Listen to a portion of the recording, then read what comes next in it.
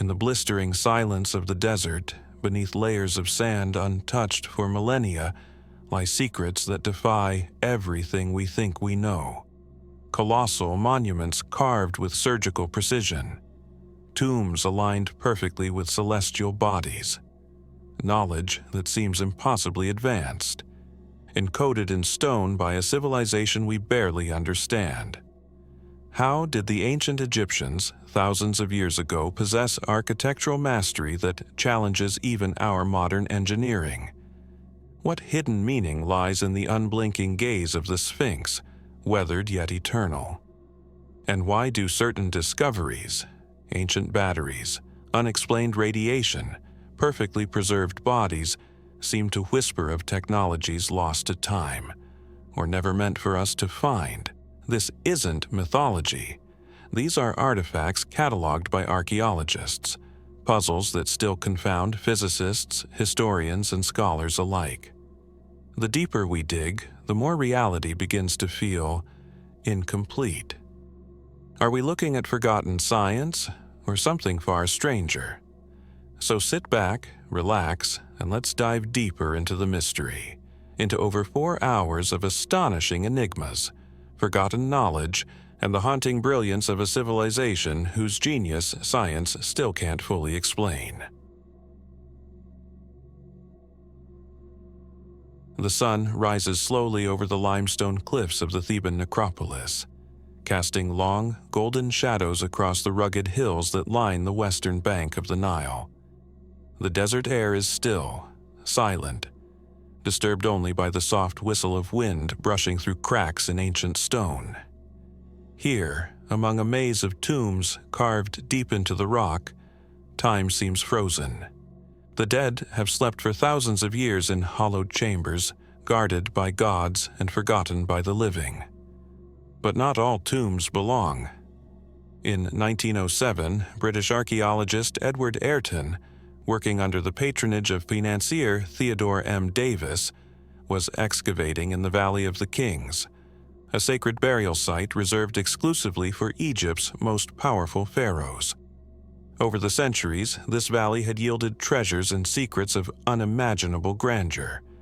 The tombs of Thutmose III, Ramses II, and later the untouched resting place of the boy king, Tutankhamun. But it was here, amidst the sand and shadows, that Ayrton stumbled upon something peculiar. A shaft, narrow and unremarkable, leading into darkness. He labeled it KV 55, King's Valley Tomb 55. At first, it seemed unimportant. A minor, perhaps unfinished burial. But KV 55 would become one of the most confounding discoveries in Egyptology. A tomb that breaks rules. A burial that contradicts chronology. A mystery wrapped in erasure. The tomb was modest, crude compared to the grandeur of others. A single chamber, roughly hewn. Inside, the archaeologists found a jumble of objects: broken canopic jars, desecrated wall panels, ritual items scattered without care, and in the center a gilded coffin, badly damaged. The face had been torn away, the inscriptions hacked at, the names deliberately erased. Someone had gone to great lengths to obliterate the identity of the person buried within. And yet, traces remained. Hieroglyphic fragments linked the tomb to the Amarna period, one of the most controversial and enigmatic eras in Egyptian history. This was the age of Akhenaten, the heretic pharaoh who abandoned Egypt's traditional gods in favor of a singular sun deity, the Aten. His radical reforms had shaken the foundations of Egyptian society. After his death, a deliberate campaign was launched to erase him from history. But could this be his tomb? The clues were inconsistent. The style of the coffin was feminine, meant, some believed, for Akhenaten's mysterious queen, Kia, or even Nefertiti. The canopic jars, too, depicted a woman. Yet inside the coffin was the mummified body of a man. The gender mismatch raised more than eyebrows.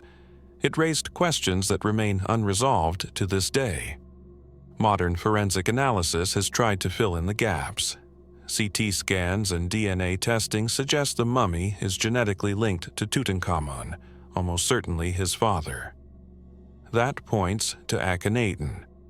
But there's a problem: the age. Skeletal analysis indicates the man was no older than 25 at the time of death. Akhenaten is thought to have reigned for 17 years, possibly longer. Could he really have ascended the throne as a child and died so young? Or are the tests wrong? Or is the mummy someone else entirely? One alternative theory suggests the body could belong to Smenkhkare, a short-lived and poorly understood figure who may have co-ruled with Akhenaten or briefly succeeded him. But records of Smenkhkare are scarce, fragmented, and often contradictory. Some scholars even propose that Smenkhkare and Nefertiti were the same person, ruling under different names, an idea that dances on the line between accepted history and speculation. And then there is the tomb itself. KV-55 lacks the elaborate decoration seen in royal burials. No funerary texts, no vivid murals, no grand sarcophagus. It appears hastily assembled, as though someone buried there was not meant to be honored, but hidden.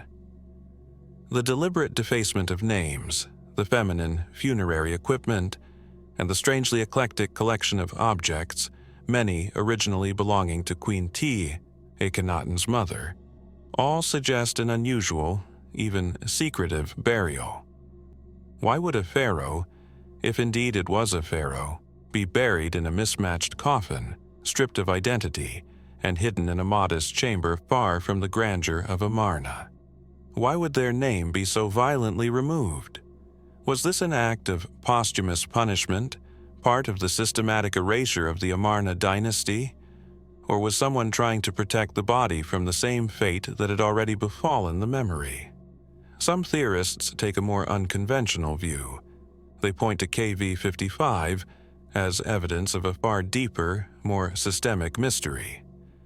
They ask why Amarna period artifacts, known to be from Akhenaten, modern-day Tel El Amarna, hundreds of miles away, ended up in the Valley of the Kings at all. The answer, they suggest, might lie in the political chaos following Akhenaten's death, or in something more obscure.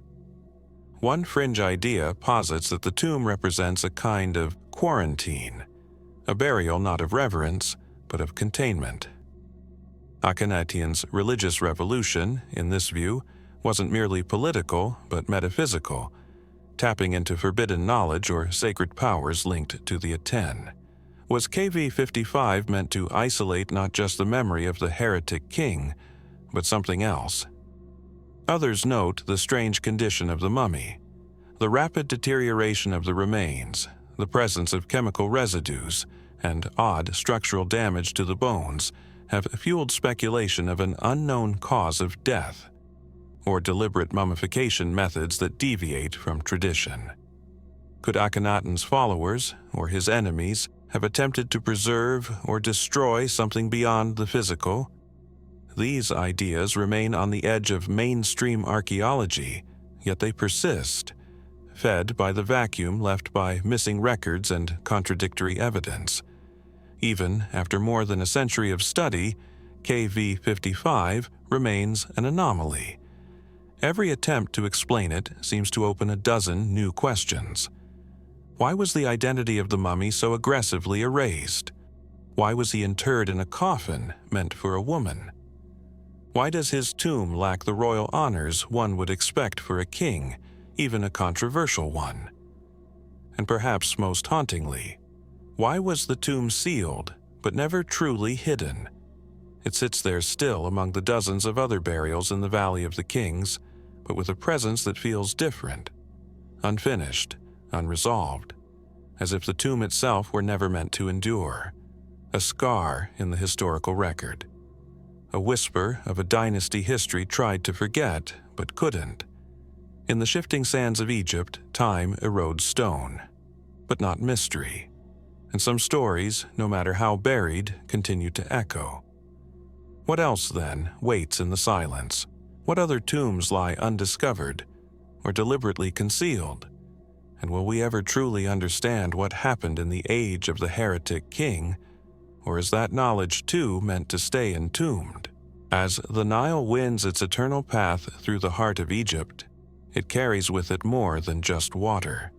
It carries memory of gods and kings, of rituals long forgotten, and of monuments that once stood in solemn grandeur along its sacred banks. Today, many of these structures are reduced to scattered stones or have vanished entirely, leaving behind only faint impressions etched in ancient texts and half-buried foundations. But what became of these temples? Were they simply eroded by time, consumed by the elements, or is there more to their disappearance than the passage of centuries? We begin with a landscape now lost, Lower Nubia. Before the construction of the Aswan High Dam in the 1960s, this stretch of land, once dotted with temples, shrines, and settlements, was home to relics that had stood for millennia. When Lake Nasser flooded the region, entire archaeological zones were submerged. Some temples, like Abu Simbel, were painstakingly relocated. Others, less fortunate, were left beneath the rising waters, their stones silenced under the weight of a modern necessity. But not all the vanished temples are accounted for in this way. In fact, some had already disappeared long before the dam's construction, faded not just from the landscape, but from recorded history. Ancient texts speak of sanctuaries that cannot be found, of god houses that once hosted sacred ceremonies, now reduced to legend. Where did they go? Consider the Temple of Satis on Elephantine Island, one of the oldest known cult centers in Egypt, dedicated to the goddess of the Nile's inundation. Archaeologists have uncovered foundations that date back to the early dynastic period, around 3000 BCE. Yet, local inscriptions and later papyri suggest that the temple was once far larger, its reach extending beyond the structures that have been excavated. Was it rebuilt in phases? Were parts of it dismantled and reused? Or did some portions simply crumble into the river, washed away by the annual flood? The Nile is both lifeblood and force of erasure. Over centuries, its course has shifted.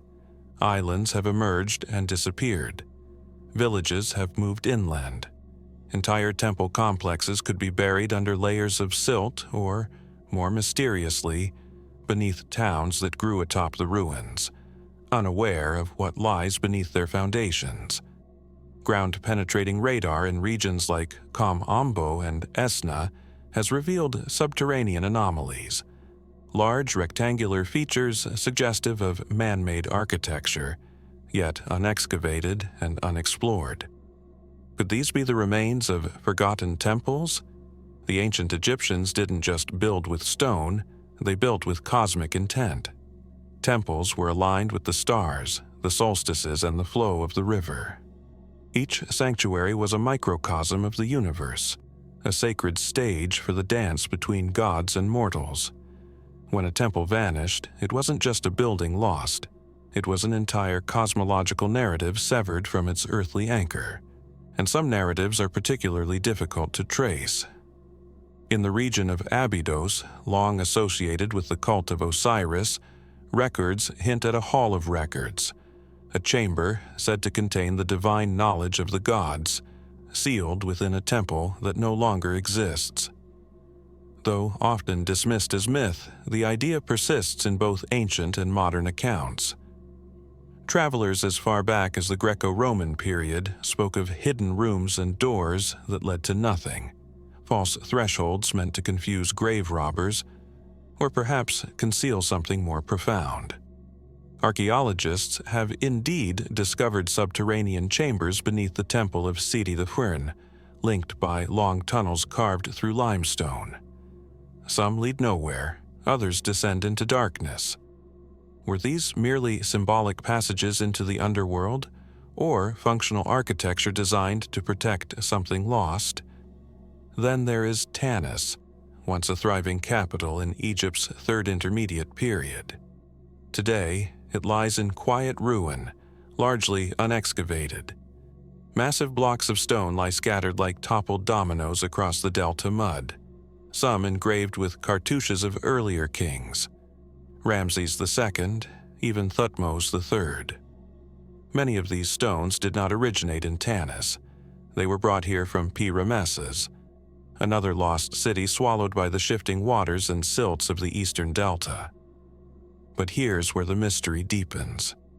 Many temples believed to have stood at Pi-Ramesses have no surviving counterparts in Tanis. Whole sanctuaries are mentioned in inscriptions, but remain physically unaccounted for. Were they destroyed? Hidden? Or perhaps still waiting to be uncovered beneath the fertile delta, buried beneath layers of sediment that are notoriously difficult to penetrate with modern archaeological methods? In the heat of the delta, where swamp and farmland mask the land's deeper layers, it's not just stone that vanishes, it's memory. Beyond Egypt's borders, echoes of these temples ripple into unexpected places. Ancient texts from the Library of Alexandria, now lost, allegedly described temples along the Nile that no longer correspond to any known location. Roman-era geographers mentioned temples of light that reflected the sun in impossible ways, polished stone constructions capable of projecting beams over great distances. Were these exaggerations, poetic metaphors for the golden glow of sandstone at dusk? Or were they something else? This brings us to the speculative edge of the mystery, where archaeology blurs with theory. Some suggest that certain temples were not merely physical structures but centers of energetic or acoustic resonance, designed to interact with the environment in ways we no longer understand. These ideas stem from measurable phenomena. Acoustic nodes within structures like the Osirion at Abydos, or the way sunlight penetrates deep into temples only on specific days of the year, most famously at Abu Simbel.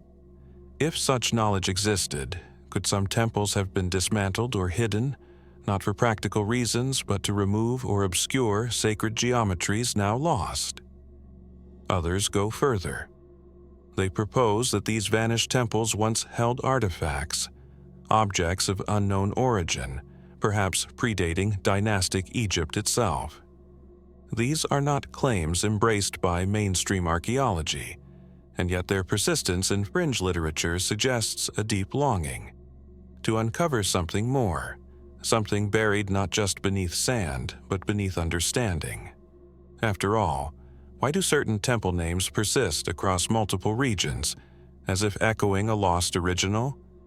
Why are there duplicate inscriptions in far-flung temples, almost word for word, where the structures themselves bear no architectural similarity? Are we seeing copies of a forgotten archetype? A temple now lost, from which others were derived? Back in the Valley of the Kings, where our last mystery unfolded, we find no temples, only tombs. But the ancient Egyptians saw little difference between the two. Temples were for the gods, tombs were for the divine in man. Both were sanctuaries of transformation. Both held secrets of the soul's journey. And both are being lost, one grain of sand at a time.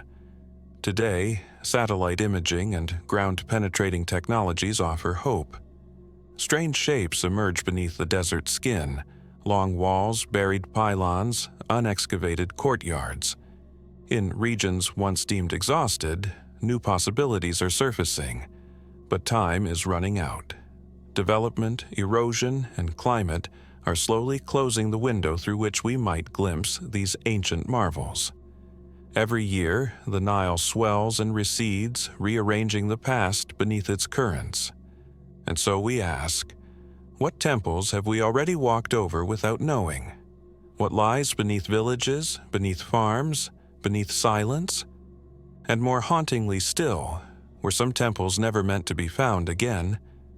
The vanished temples of the Nile do not speak in stone anymore, but they may yet whisper, if we know how to listen As the sun climbs over the Giza plateau, its golden light bathes the limestone face of one of the most enigmatic monuments ever created, the Great Sphinx. Part lion, part man, this colossal guardian has watched over the sands of Egypt for thousands of years. Its expression is impassive, calm, timeless, unknowable. The body, weathered and partially buried for much of history, suggests deep antiquity. The face, though damaged, still commands awe. It is the silence of the Sphinx that haunts most profoundly. Not merely the absence of speech, but the lingering sense that it knows something we do not. At 240 feet long and over 60 feet high, the Sphinx is not merely a sculpture, it is a mystery carved into stone. Its purpose, origins, and internal structure have long been the subjects of scholarly debate and popular fascination. Though conventional Egyptology attributes its construction to the reign of Pharaoh Khafra around 2500 BCE, questions persist. The true age of the monument, the methods of its creation, and the possibility of hidden chambers beneath its paws remain matters of intrigue. And at the heart of this mystery lies a specific, tantalizing detail: an unopened door buried beneath the Sphinx. The first modern studies of the Sphinx began in earnest in the 19th century, when excavation teams sought to free the statue from the sands that had buried it up to its neck for centuries. As more of the body emerged, so did new puzzles. Weathering patterns, for example, suggested to some geologists that the erosion on the Sphinx was caused not by wind and sand, but by heavy rainfall, conditions that would place its construction thousands of years earlier than the reign of Khafre. This controversial hypothesis, often referred to as the water erosion theory, was advanced most prominently by geologist Dr. Robert Schoch in the 1990s. According to this view, the Sphinx could predate dynastic Egypt, perhaps by millennia. If true, it would upend conventional timelines and force a reconsideration of human civilization's origins. But what might lie beneath such an ancient monument? In the late 20th century, a series of ground-penetrating radar and seismic surveys conducted around the Sphinx began to offer provocative clues. Most notably, research conducted by Thomas DeBecke and John Anthony West in 1991 indicated the presence of anomalous cavities beneath the Sphinx's surface. One particularly intriguing void appeared beneath the monument's front paws, a rectangular chamber, sharply defined, suggesting something man-made. Official excavations followed, but details were sparse. The Egyptian Antiquities Authority, while acknowledging cavities, maintained that there was no evidence of hidden chambers or lost archives. Yet, no public record confirms that the specific chamber beneath the paws, often referred to in speculative circles as the unopened door, has ever been fully explored or entered. Is it simply a natural hollow, a fissure in the bedrock? Or could it be something more? Here, the mystery deepens, touching on one of the most enduring and controversial legends of ancient Egypt, the so-called Hall of Records. Popularized by the writings of mystic Edgar Cayce in the early 20th century, the Hall of Records is described as a subterranean chamber containing the lost knowledge of Atlantis, records of a forgotten civilization predating the pharaohs. Cayce claimed that this hall was buried near the Sphinx and would one day be discovered, revealing profound truths about humanity's past. Mainstream scholars have dismissed this idea as pseudoscience. There is no direct archaeological evidence linking the Sphinx to Atlantis, and Cayce's visions are considered spiritual rather than historical documents. Still, the legend persists, perhaps because it offers a narrative that fills the gaps left by conventional explanations.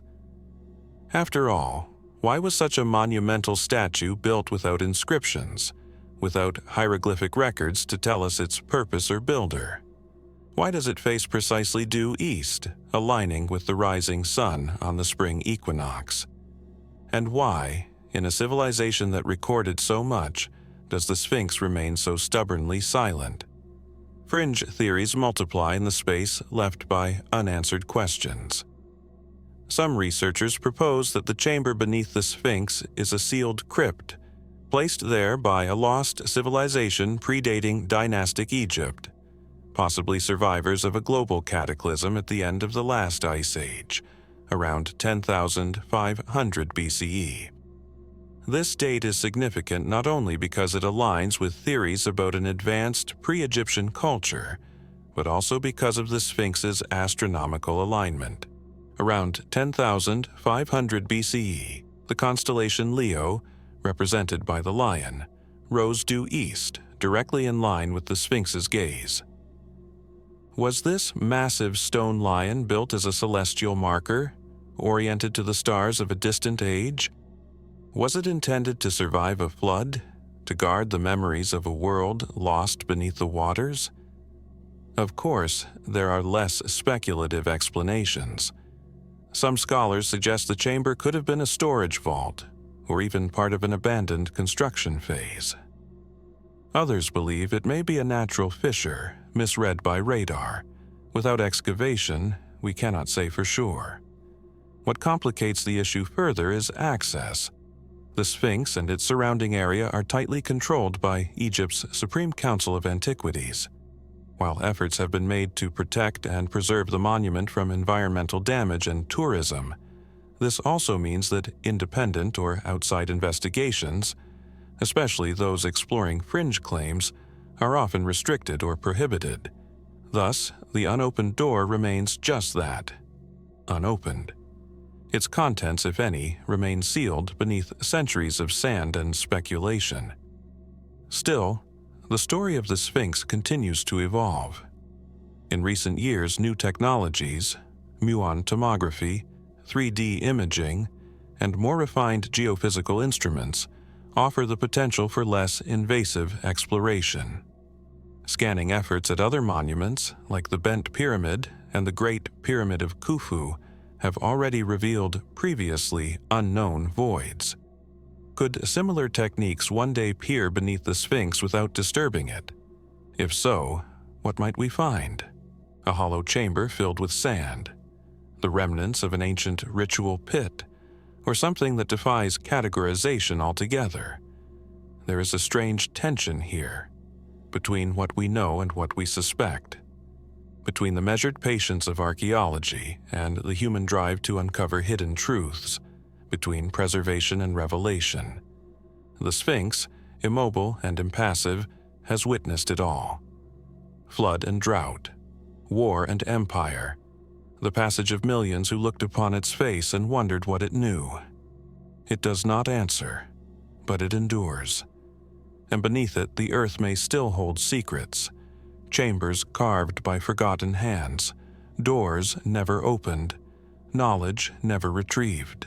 Could we one day stand at the threshold of that chamber and finally see what lies behind it? Or are some doors meant to stay closed until we are ready to understand what waits on the other side?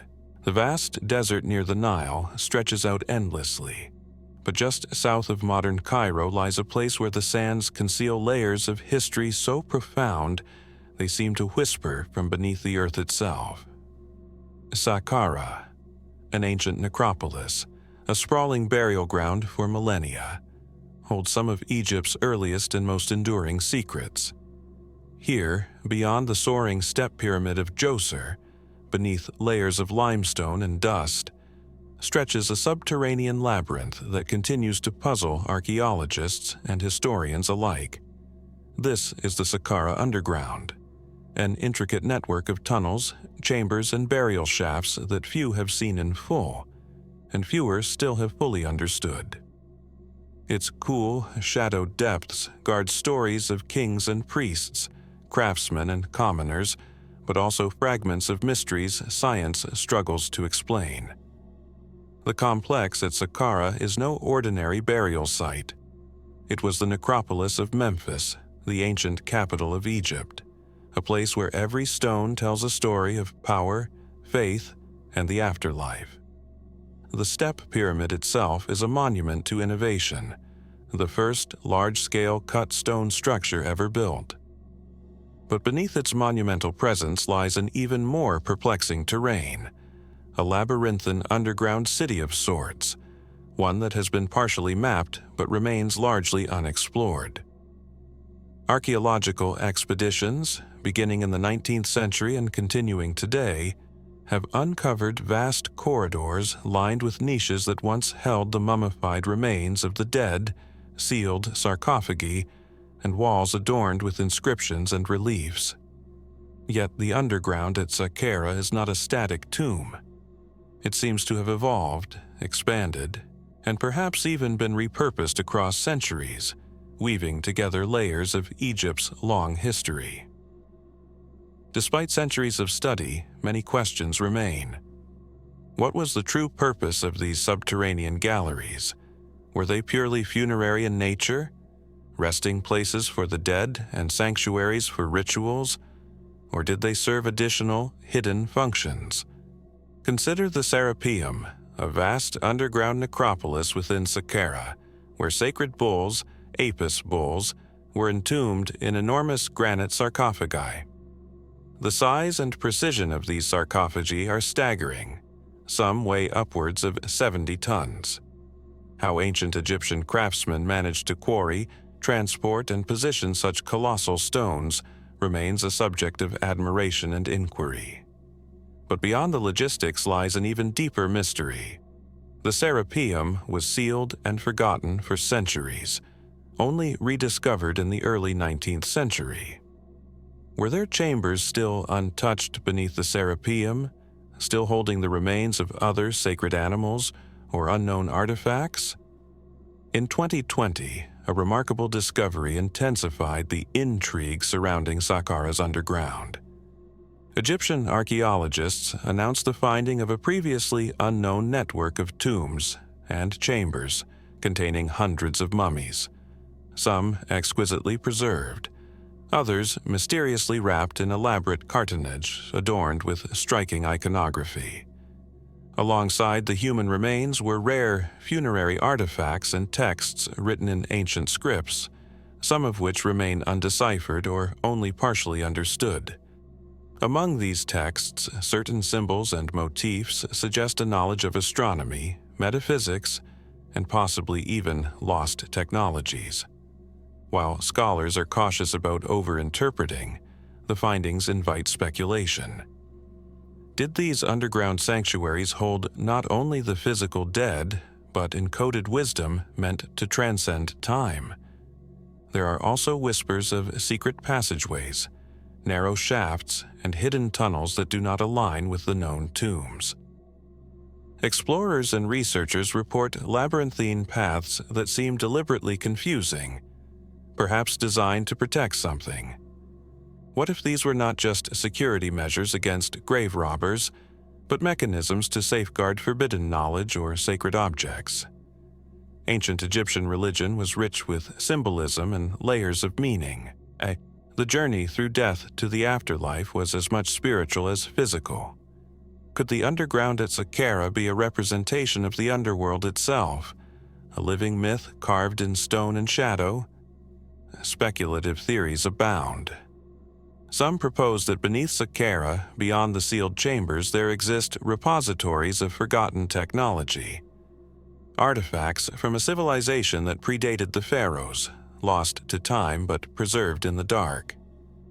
Others suggest that the necropolis is linked to extraterrestrial visitors, a claim without archaeological foundation but persistent in popular imagination. More cautiously, some Egyptologists entertain the idea that Saqqara was a center of esoteric knowledge, an ancient university of sorts where priest scholars gathered to study the cosmos, medicine, and mathematics. The presence of texts referencing star charts and advanced calendars supports this view. Yet, many of these theories face the same obstacle. The underground is only partially accessible. The passageways are narrow, unstable, and fraught with the dangers of collapse. Modern technology aids exploration, but much of Saqqara's subterranean world remains off-limits, locked behind centuries of sand, debris, and official restrictions. This adds to the enigma. What is being protected, and from whom? What might be lost forever to time if the sands remain undisturbed? The whispers from Saqqara are not just echoes of the past. They are invitations to look deeper. They ask us to consider how much of history lies hidden beneath our feet, waiting patiently beneath the desert floor. Could the underground labyrinth of Saqqara be a key to understanding a civilization that continues to captivate us, one whose mysteries science has yet to fully unravel? As the desert winds stir the sands above, the underground keeps its secrets, and beneath the layers of stone and silence, there may still be stories yearning to be heard. From the sprawling sands of Luxor rises one of the most monumental and enigmatic complexes ever built by human hands, the Karnak Temple. Stretching across more than 200 acres, this vast labyrinth of stone columns, sanctuaries, obelisks, and statues is an architectural marvel dedicated primarily to the god Amun-Ra. Yet, behind its towering pylons and intricately carved walls lies a deeper enigma, a web of rituals, practices, and secret ceremonies that have long intrigued historians, archaeologists, and mystics alike. Karnak was not merely a place of worship. It was a dynamic religious and political center for more than 2 millennia. It bore witness to the reigns of countless pharaohs, each contributing their own marks and meanings. But among its sprawling ruins, there are whispers of rites so secret, so sacred, that only a select few could participate or even witness them. These were the forbidden Karnak rituals. Approaching Karnak today, visitors are immediately struck by the forest of colossal columns in the great hypostyle hall, the monumental avenue of sphinxes, and the towering obelisks that reach skyward like stone fingers. Inscriptions cover nearly every surface, hieroglyphs telling stories of gods and kings, battles won, and prayers offered. But within these inscriptions, hidden layers of meaning hint at ceremonies shrouded in mystery. Ancient texts reveal that Karnak was the heart of the Opet festival, an annual celebration of rejuvenation, during which the statues of the gods were paraded from Karnak to Luxor Temple in a sacred procession. This public ritual symbolized the divine endorsement of the pharaoh's rule, reinforcing the link between gods and kings. Yet, alongside these well-documented ceremonies, there are references, often cryptic and fragmentary, to secret rites performed behind closed doors, within chambers closed off to all but the highest-ranking priests. What were these forbidden rituals? Egyptian priests were bound by oaths of silence and secrecy. Their texts were often coded, and their ceremonial practices closely guarded. We know from papyri and temple inscriptions that ritual magic, purification ceremonies, and complex invocations were part of the religious fabric, but many details remain obscured. Some surviving documents mention the use of sacred substances, ointments, incense, and rare minerals that were believed to open portals between worlds or confer supernatural power. Others hint at the presence of hidden chambers beneath the temple floor, spaces where the divine and mortal worlds intersected. Were these sanctuaries used for secret initiations, for communication with the divine, or perhaps for guarding relics of immense power? Modern archaeology has uncovered some of these underground chambers, revealing statues and shrines arranged with meticulous care. Yet their true purpose often escapes clear explanation. The chambers are devoid of typical funerary inscriptions, and instead contain esoteric symbols and rare iconography. What did these symbols mean to the priests? Were they markers of spiritual journeys or coded instructions? Adding to the mystery are accounts from ancient travelers and priests who recorded experiences of trance-like states induced by the temple's environment. The flicker of torchlight on carved walls, the scent of burning incense, the rhythmic chants echoing through stone corridors. Could these be clues to ritual practices designed to alter consciousness, to cross the boundaries between the earthly and the divine? Speculative theories surrounding the forbidden rituals of Karnak have flourished in modern times. Some suggest the priests practiced forms of what might today be called alchemy or early science, experimenting with natural elements to unlock hidden forces. Others propose that Karnak was a center of astral magic, where priests mapped the heavens and aligned their rites with celestial cycles, harnessing the power of the stars. There are even more fringe ideas. Some believe that the temple housed secret knowledge of lost civilizations or extraterrestrial influences, encoded in the temple's layout and rituals. While mainstream Egyptology remains skeptical, these theories underscore the depth of human fascination with Karnak's mysteries. One of the most intriguing mysteries concerns the so-called Sanctuary of the Hidden God, a small chamber deep within the temple complex. Access is restricted, and its contents remain largely undocumented. Ancient records refer to a god so secret that his name was never spoken aloud, and to rituals that could only be performed under specific celestial conditions. Why was this deity hidden? What was the nature of the rites conducted in his honor? And why did the priests go to such lengths to conceal them? The architecture of Karnak itself may hold answers, or raise more questions. The alignment of the temple's main axis shifts subtly over time, possibly to correspond with changing astronomical phenomena. Some researchers argue that the complex was designed as a giant cosmic calendar, a tool for priest astronomers to observe and interpret the movements of the sun, moon, and stars. If so, were the forbidden rituals linked to these celestial events? Did they coincide with solstices, equinoxes, or rare planetary alignments? Were the priests attempting to tap into cosmic energies, to influence earthly events through celestial magic? The silence of Karnak's stone walls invites us to imagine. What did it feel like to be a priest here, privy to secret knowledge and rituals? What mysteries did they guard, and why? Even today, as scholars uncover more of Karnak's physical structure and ancient texts, much remains obscured. The forbidden rituals linger in the shadows between fact and speculation, between history and myth. As the desert sun sets behind Karnak's ruined pylons, the temple returns to silence once more. Yet the echoes of forbidden ceremonies seem to hum faintly beneath the surface, inviting us to listen, to seek, and to wonder what secrets have been lost to time, waiting patiently to be rediscovered. As the golden sun dips low over the vast sands of ancient Thebes, its fading light washes gently over the crumbling remains of the Valley of the Kings. Among these silent tombs lies the story of one of Egypt's most elusive and enigmatic figures, Ankhesenamun, the queen whose name and legacy seem to have been deliberately obscured, as if erased from history itself.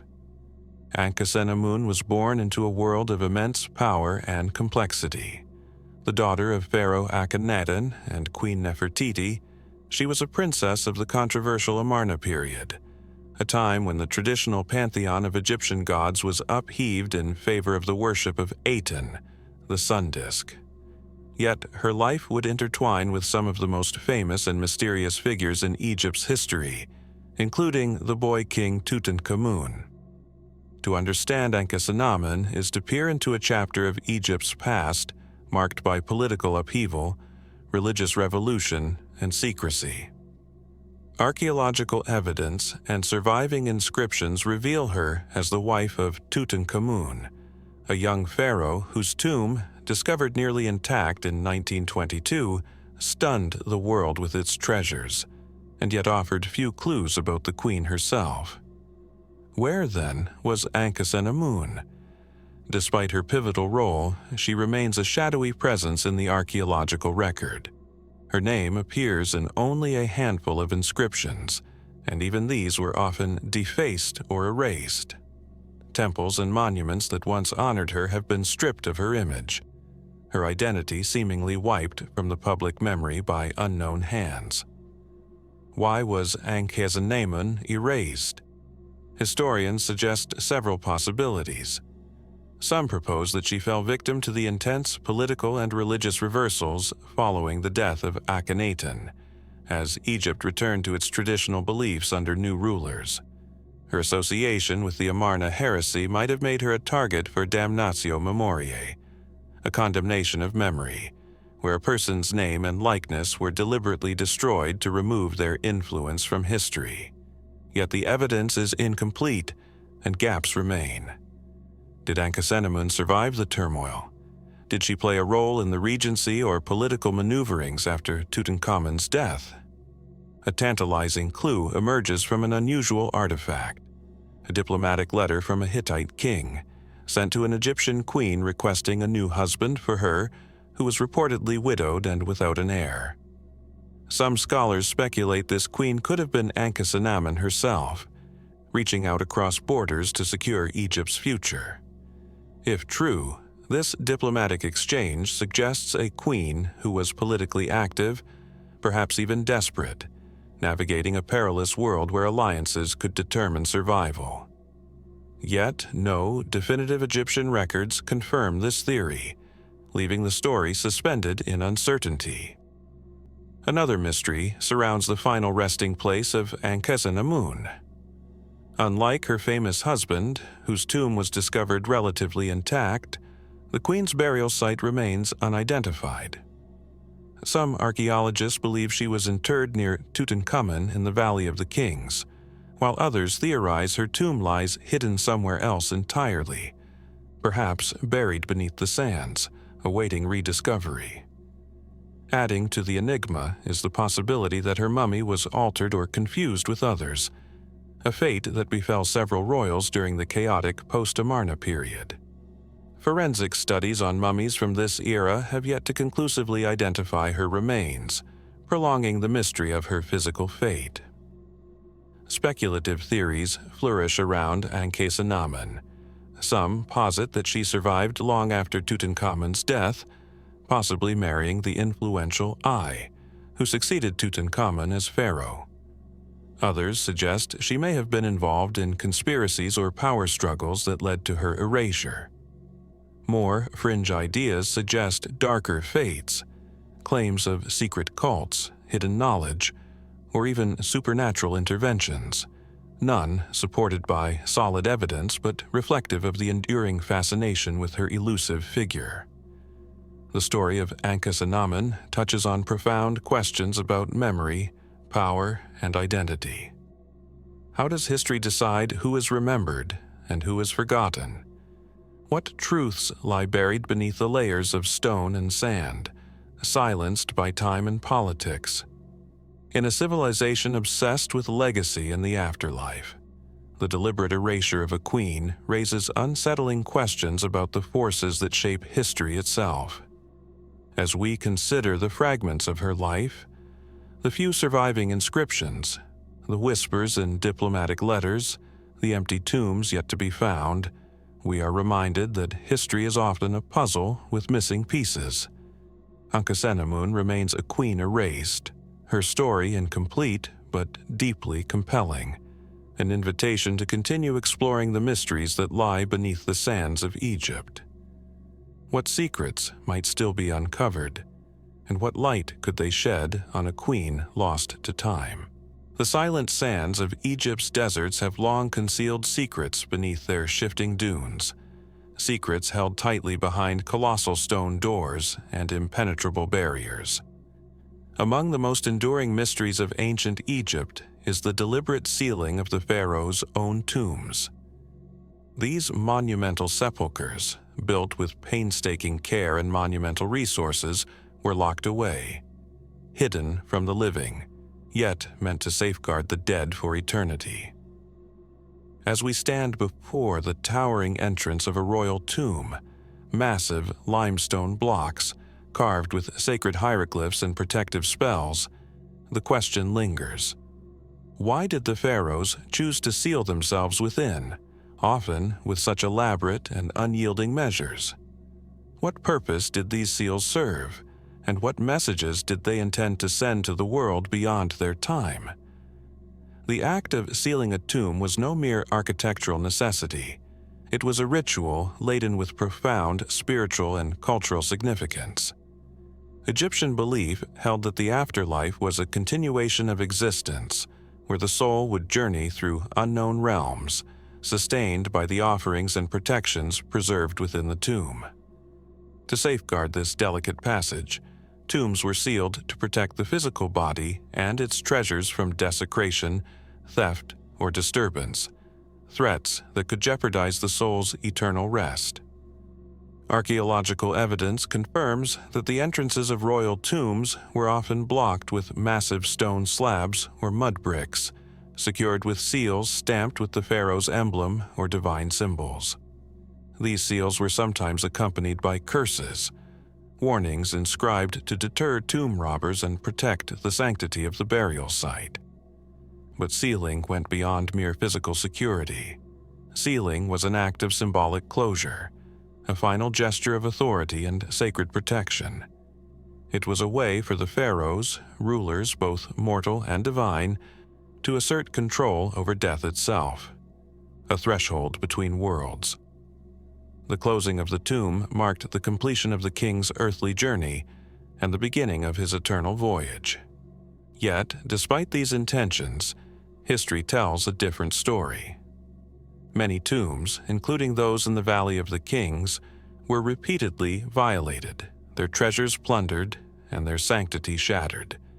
The very seals meant to protect them were broken, sometimes centuries later, by those seeking to claim the power or wealth they contained. This paradox raises deeper questions. If the pharaohs sealed their tombs so carefully, how could so many have been breached? Did the seals themselves hold some form of power, or were they primarily deterrents? And what did the act of sealing mean to the priests and artisans who crafted these final barriers? Some scholars propose that the sealing rituals were designed to function not only as physical protections, but as spiritual safeguards, magical boundaries intended to confuse or repel hostile forces, both human and supernatural. The inscriptions accompanying the seals often invoke gods like Anubis, the protector of the dead, or Thoth, the keeper of secret knowledge, suggesting that the tomb was meant to be a sacred sanctuary, shielded by divine guardianship. The architectural complexity of the tomb entrances adds another layer of mystery. Some tombs feature multiple sealed chambers, hidden passageways, and false doors, all designed to mislead intruders and protect the most precious relics. Why were these elaborate defenses necessary? Were the pharaohs aware of threats beyond mere grave robbers? Perhaps spiritual adversaries or cosmic dangers? Moreover, in some cases, the sealing process appears to have been unusually thorough or repeated, with multiple layers of closure and reinforcement. Archaeologists have uncovered evidence of resealing long after the initial burial, implying that tombs might have been reopened for unknown reasons, then sealed again, raising further questions about what transpired within these hidden chambers over time. Beyond the practical and spiritual explanations, there exist more speculative theories. Some researchers suggest that the sealing of tombs served to hide knowledge or technology that the pharaohs wished to protect from the outside world. Could the tombs have contained artifacts, scrolls, or mechanisms whose purposes were too dangerous or sacred to be revealed? Others wonder if the sealing was a way to trap certain energies or entities within the tomb, a form of ancient containment. Egyptian mythology speaks of powerful forces and demons, as well as the gods themselves, interacting with the mortal realm. Did the seals function as barriers against malevolent spirits or cosmic forces that threatened the balance of the living world? Historical records from ancient Egyptian priests and scribes remain frustratingly vague on these matters, offering prayers and invocations but little concrete explanation. The spiritual importance of the tomb's protection is clear, but the full scope of the sealing's significance remains elusive. Why, then, did some pharaohs' tombs remain undiscovered for millennia, while others were quickly found and looted? Was the effectiveness of the seals tied to the power of the pharaoh, the skill of the builders, or perhaps the alignment of the tomb itself with celestial bodies? Some have noted that the entrances of certain tombs are oriented according to complex astronomical patterns, perhaps part of a ritual design intended to safeguard the tomb with the cosmos itself.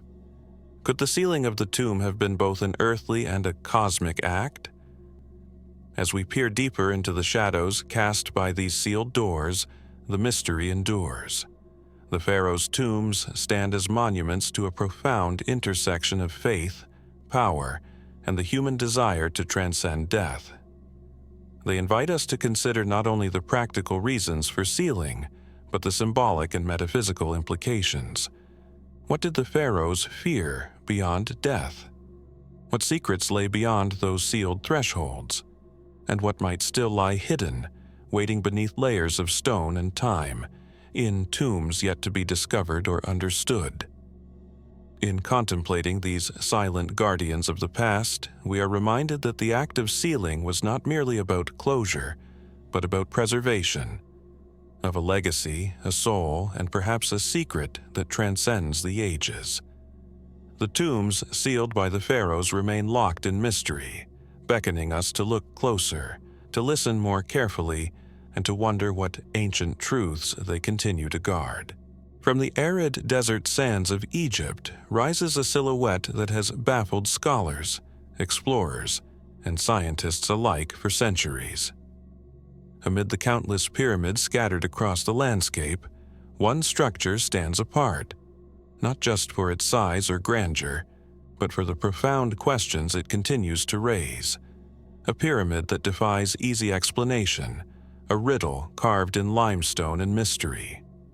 As the sun casts long shadows over this enigmatic edifice, its stark geometric form exudes an aura both timeless and unsettling. Unlike the Great Pyramid of Giza or the Step Pyramid of Djoser, whose histories are relatively well documented, this pyramid eludes clear identification. Its construction, purpose, and very origin remain subjects of intense debate, inviting us to probe deeper beneath its surface, both literal and metaphorical. The pyramid in question is often referred to simply as the unexplained pyramid or the lost pyramid. Its ruins, partly buried under centuries of shifting sands and debris, hint at a complexity that surpasses conventional understanding. What is known is that this structure is anomalous. Unlike the well-studied royal tombs, it bears features that challenge established Egyptian architectural norms. Its blocks seem to have been cut and assembled with a precision that confounds even modern engineers. Some stones are larger and smoother than those used in other pyramids, while its internal chambers exhibit unusual layouts that do not match typical burial practices. There is an absence of inscriptions or reliefs that would normally identify the pyramid's owner or the gods it honored. Why does this pyramid refuse to fit into the neat historical framework that explains so much of ancient Egypt? Theories abound, each drawing from the threads of fact, hypothesis, and speculation. Some archaeologists argue that the pyramid predates known dynasties, suggesting an origin lost to time, an echo from a civilization yet to be fully understood. Others propose it might have been a ceremonial structure rather than a tomb, perhaps a place for esoteric rituals or astronomical observations. The sheer precision of its construction has led some experts to question the technologies available at the time. How did ancient builders manage to quarry, transport, and fit such massive stones with near-perfect alignment, all without the aid of modern machinery. Theories range from sophisticated but now lost engineering techniques to more extraordinary ideas involving forgotten sciences. One of the most perplexing aspects of this pyramid is its location. Unlike the grand complexes at Giza or Saqqara, it sits in relative isolation, far from the bustling centers of political power in ancient Egypt. Why would such an elaborate structure be constructed in a seemingly remote or unconventional spot? Was it deliberately placed to align with specific celestial bodies or natural landmarks? Astronomers and archaeologists have noted intriguing alignments between the pyramid and certain stars, raising the possibility that it served as an ancient observatory or calendar, an interface between Earth and sky. Yet no definitive inscriptions confirm this, leaving room for doubt and continued investigation. Explorations inside the pyramid have uncovered chambers sealed for millennia, yet they hold few artifacts or clues about the pyramid's original function. Some tunnels end abruptly or seem purposefully blocked, as if designed to confuse or protect. Could this imply that the pyramid was meant to safeguard secrets, knowledge too valuable or dangerous for ordinary discovery? The absence of funerary goods also puzzles researchers. Egyptian tombs, especially those of the elite, were repositories of treasures intended to accompany the dead into the afterlife.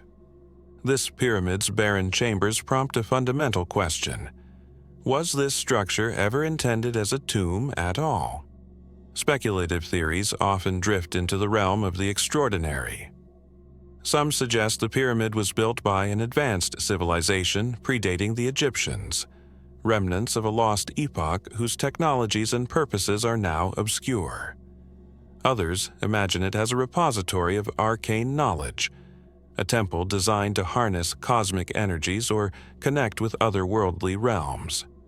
While such ideas remain outside mainstream archaeology, they underscore the depth of mystery surrounding the pyramid.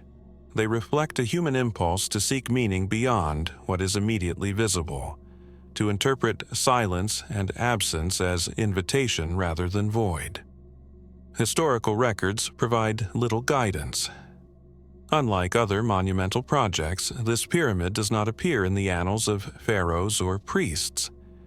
It is a ghost in the historical record, an architectural enigma that refuses to be neatly categorized or understood through conventional lenses. Could this absence itself be intentional? Some scholars speculate that the pyramid was deliberately left undocumented to obscure its purpose, perhaps to protect a sacred knowledge or serve as a hidden sanctuary. As modern technology advances, from ground-penetrating radar to 3D mapping and advanced material analysis, new insights may yet emerge. Each discovery adds layers of complexity rather than clarity, revealing structural anomalies and unexpected features that deepen the mystery.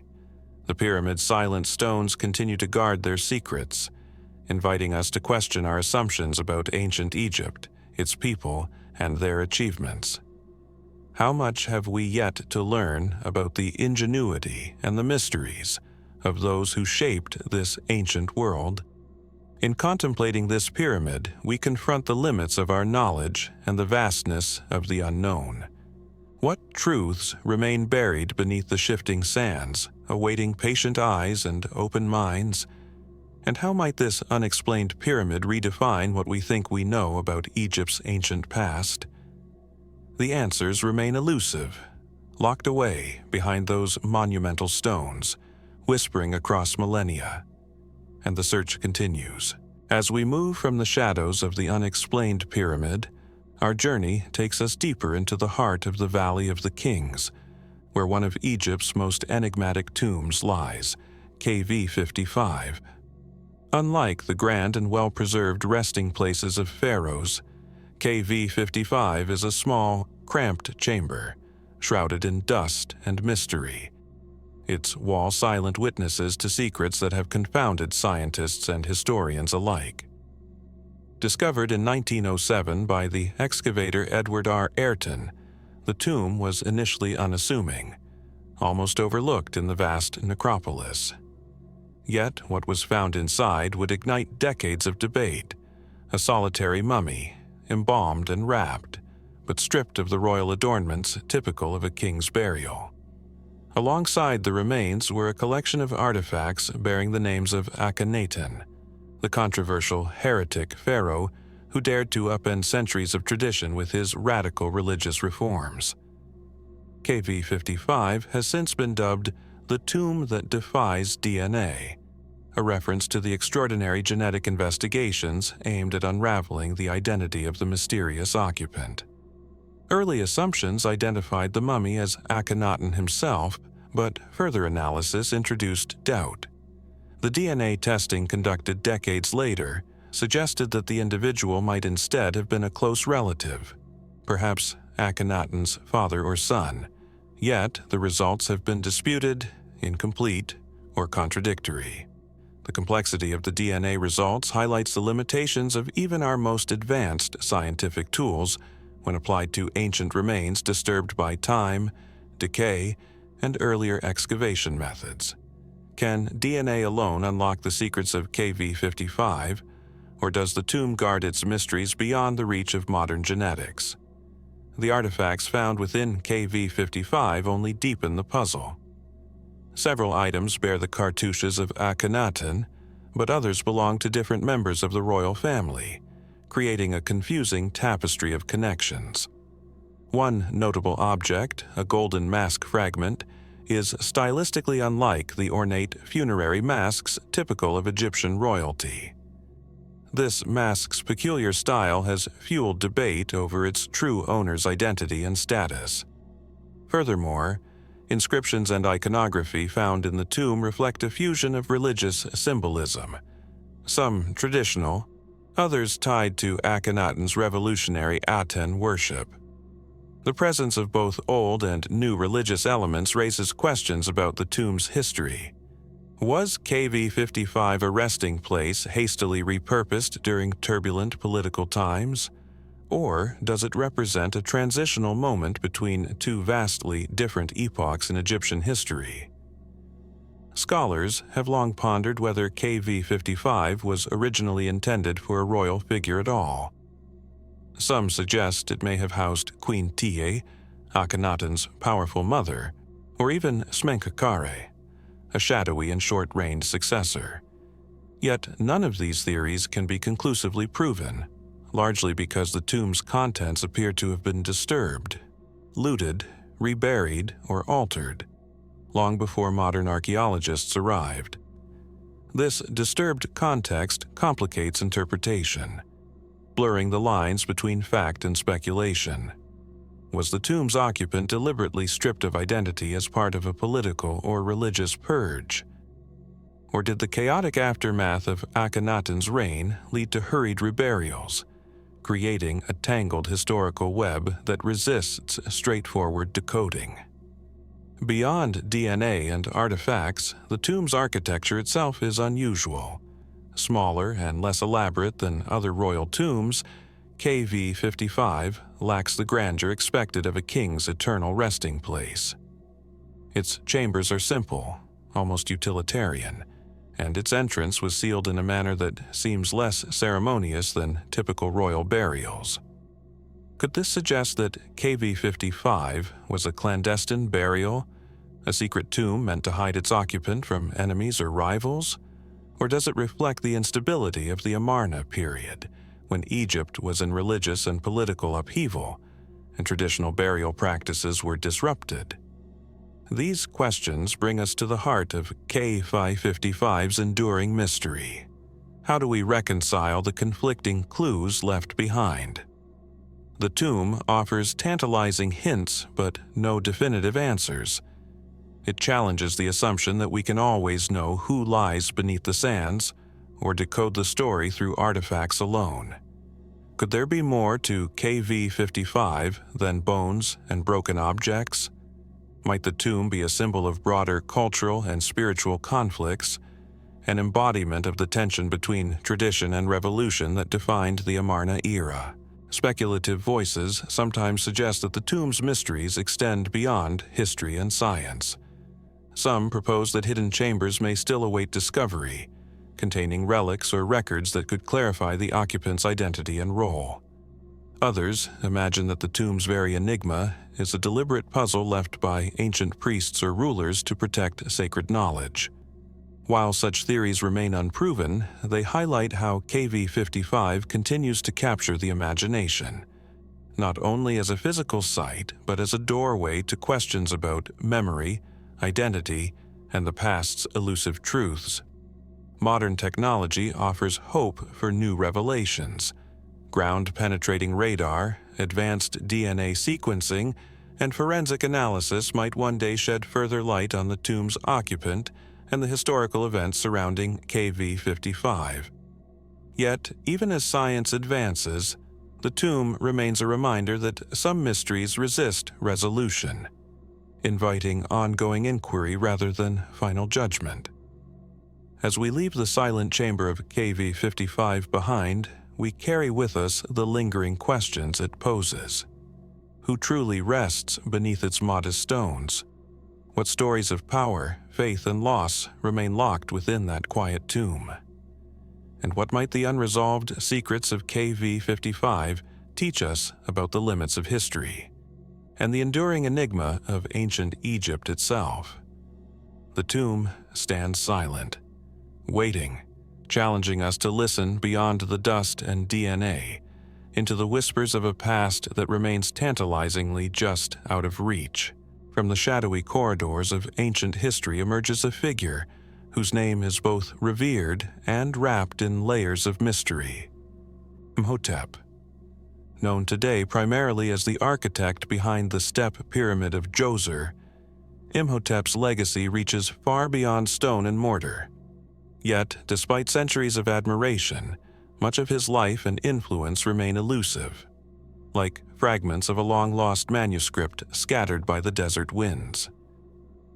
Imagine standing before the sprawling complex of Saqqara, where the step pyramid rises as a monumental testament to human ingenuity and ambition. It was Imhotep who designed this architectural marvel, the earliest colossal stone structure in Egypt, a groundbreaking departure from traditional mud-brick tombs. His innovation signaled a turning point, an unprecedented leap in construction, art, and religious symbolism. But who was Imhotep beyond the walls he built? Historical texts describe him as a polymath, a physician, priest, sage, and advisor to Pharaoh Djoser. In later periods, he was even deified, worshipped as a god of medicine and wisdom.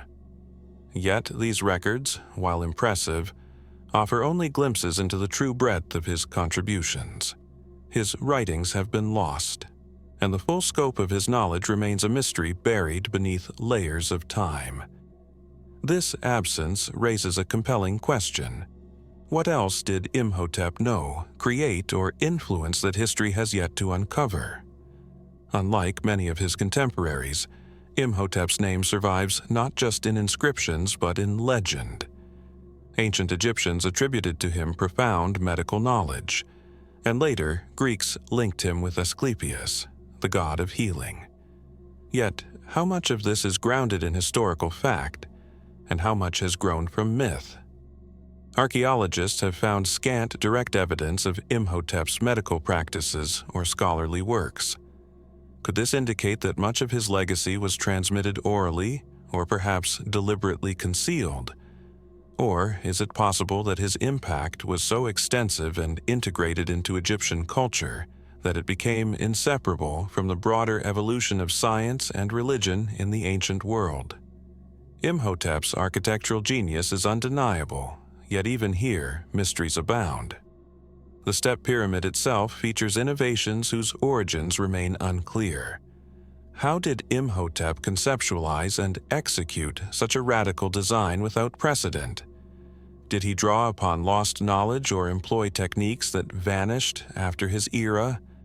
Some scholars suggest that Imhotep's genius was a unique confluence of intuition, observation, and cultural evolution, while others speculate about hidden influences, ancient knowledge transmitted through esoteric channels, or even contact with distant civilizations. The step pyramid complex also embodies symbolic layers that challenge straightforward interpretation. Its precise alignment with celestial bodies, the intricate layout of courtyards, shrines, and burial chambers suggest a design imbued with religious and cosmic significance.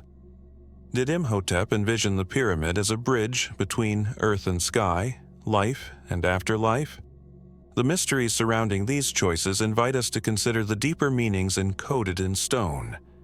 What philosophies, spiritual insights, or scientific principles guided Imhotep's hand? And how much of that knowledge was lost as Egypt's religious landscape shifted over time?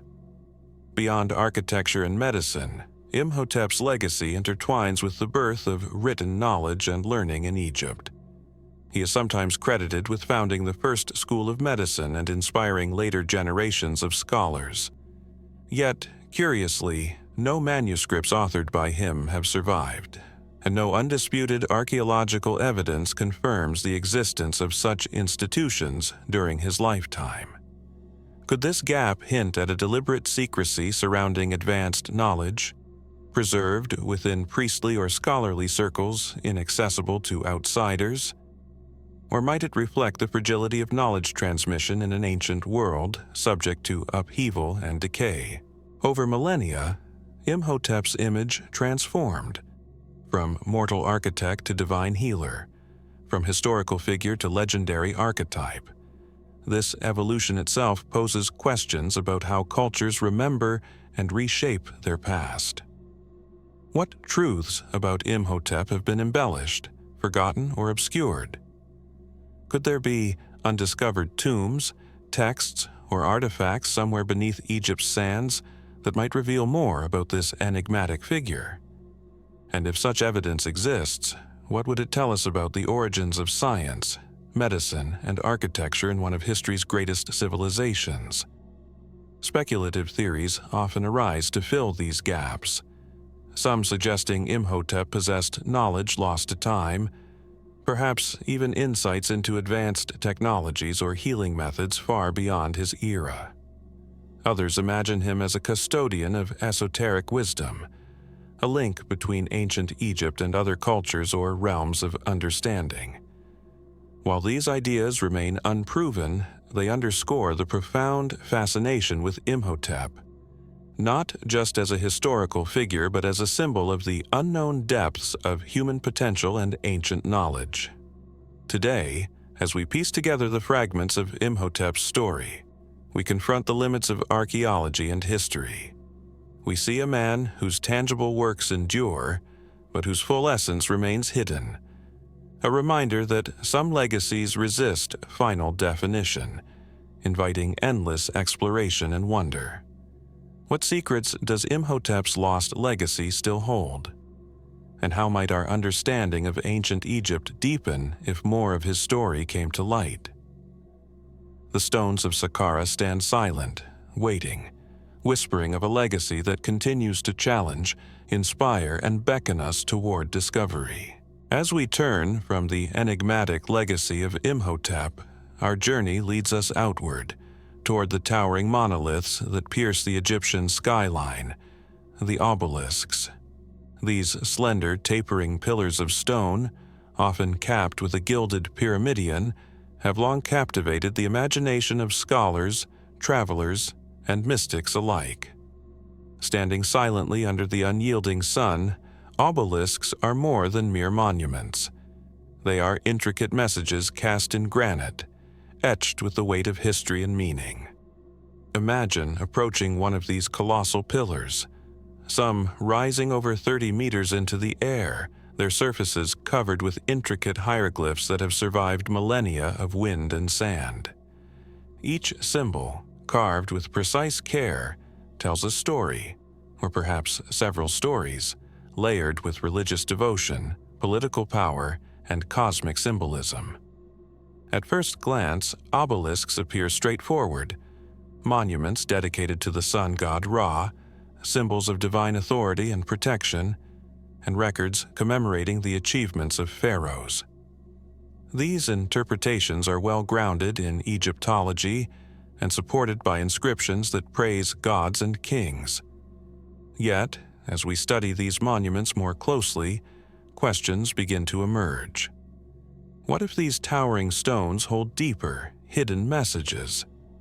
Could there be layers of meaning embedded within their hieroglyphs that go beyond their apparent declarations? The very design of the obelisk invites contemplation. Crafted from a single piece of stone, usually red granite from quarries in Aswan, these monoliths were incredibly difficult to transport and erect. Why devote such immense effort to these slender towers? Their shapes, narrowing toward the sky, seem to function as cosmic antennas, channels connecting earth and heaven. Could they have served as more than just religious symbols? Perhaps as vessels of encoded knowledge or energy? The inscriptions themselves, while often praising the gods and pharaohs, also include astoundingly precise astronomical data.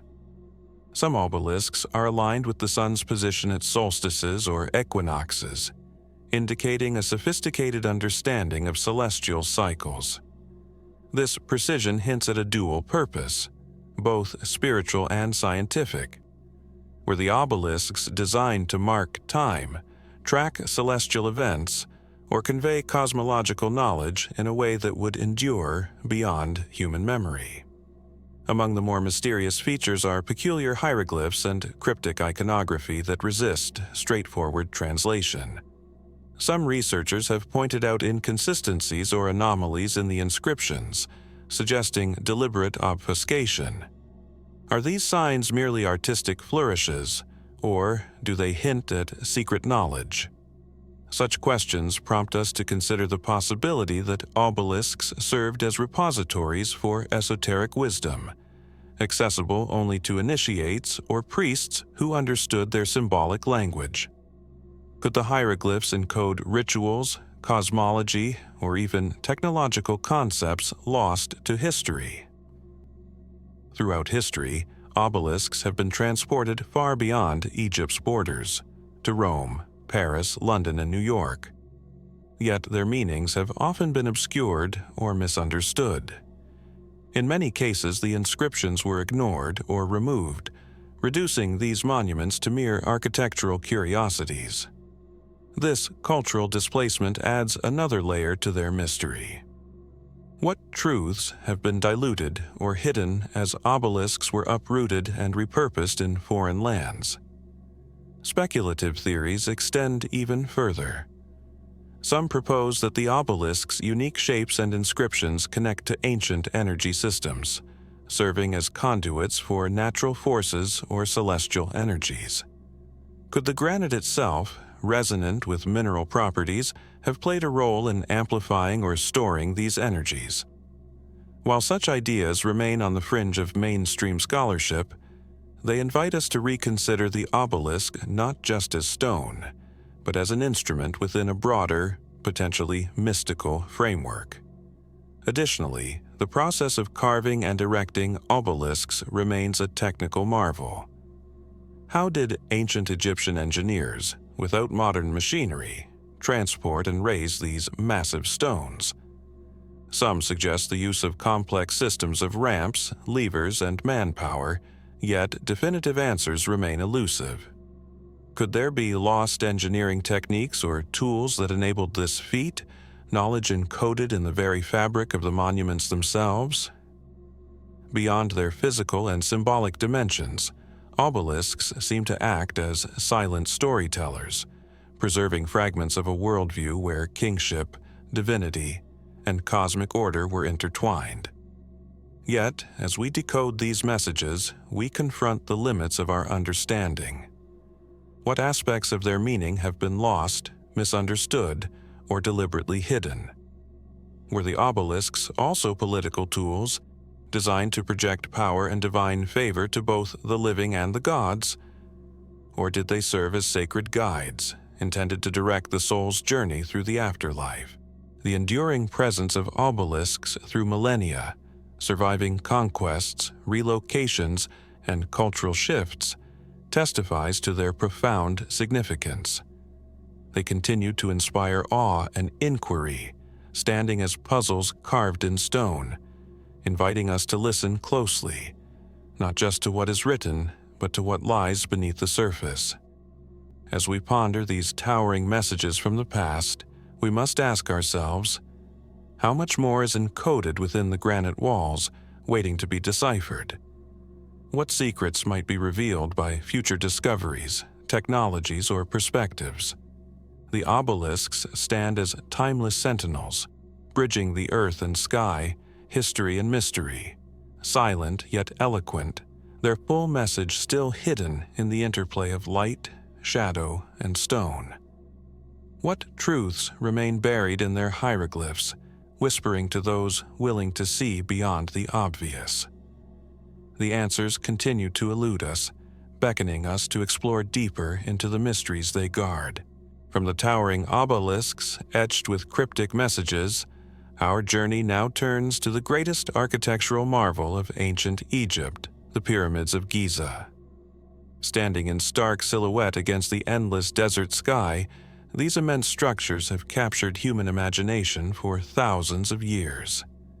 Their sheer scale and precision seem to defy the limits of ancient technology, beckoning us to ask, who truly built these pyramids, and how? The Great Pyramid, also known as Khufu's Pyramid, dominates the Giza Plateau. It rises with geometric perfection, a near-perfect square base, each side measuring over 230 meters and soaring approximately 146 meters high at its completion. Composed of an estimated 2.3 million limestone blocks, some weighing as much as 80 tons, the monument is an enduring enigma of engineering prowess. Scholars generally agree the pyramid was commissioned by Pharaoh Khufu around 2580 BCE as a tomb and a symbol of divine power. Historical records, including inscriptions and the remains of workers' villages discovered nearby, suggest a massive, well-organized workforce of skilled laborers, not slaves, constructed these giants over a span of roughly 20 years. Yet, despite this widely accepted narrative, many aspects of the construction remain unexplained. How were such enormous stones quarried, transported, and precisely placed without modern machinery?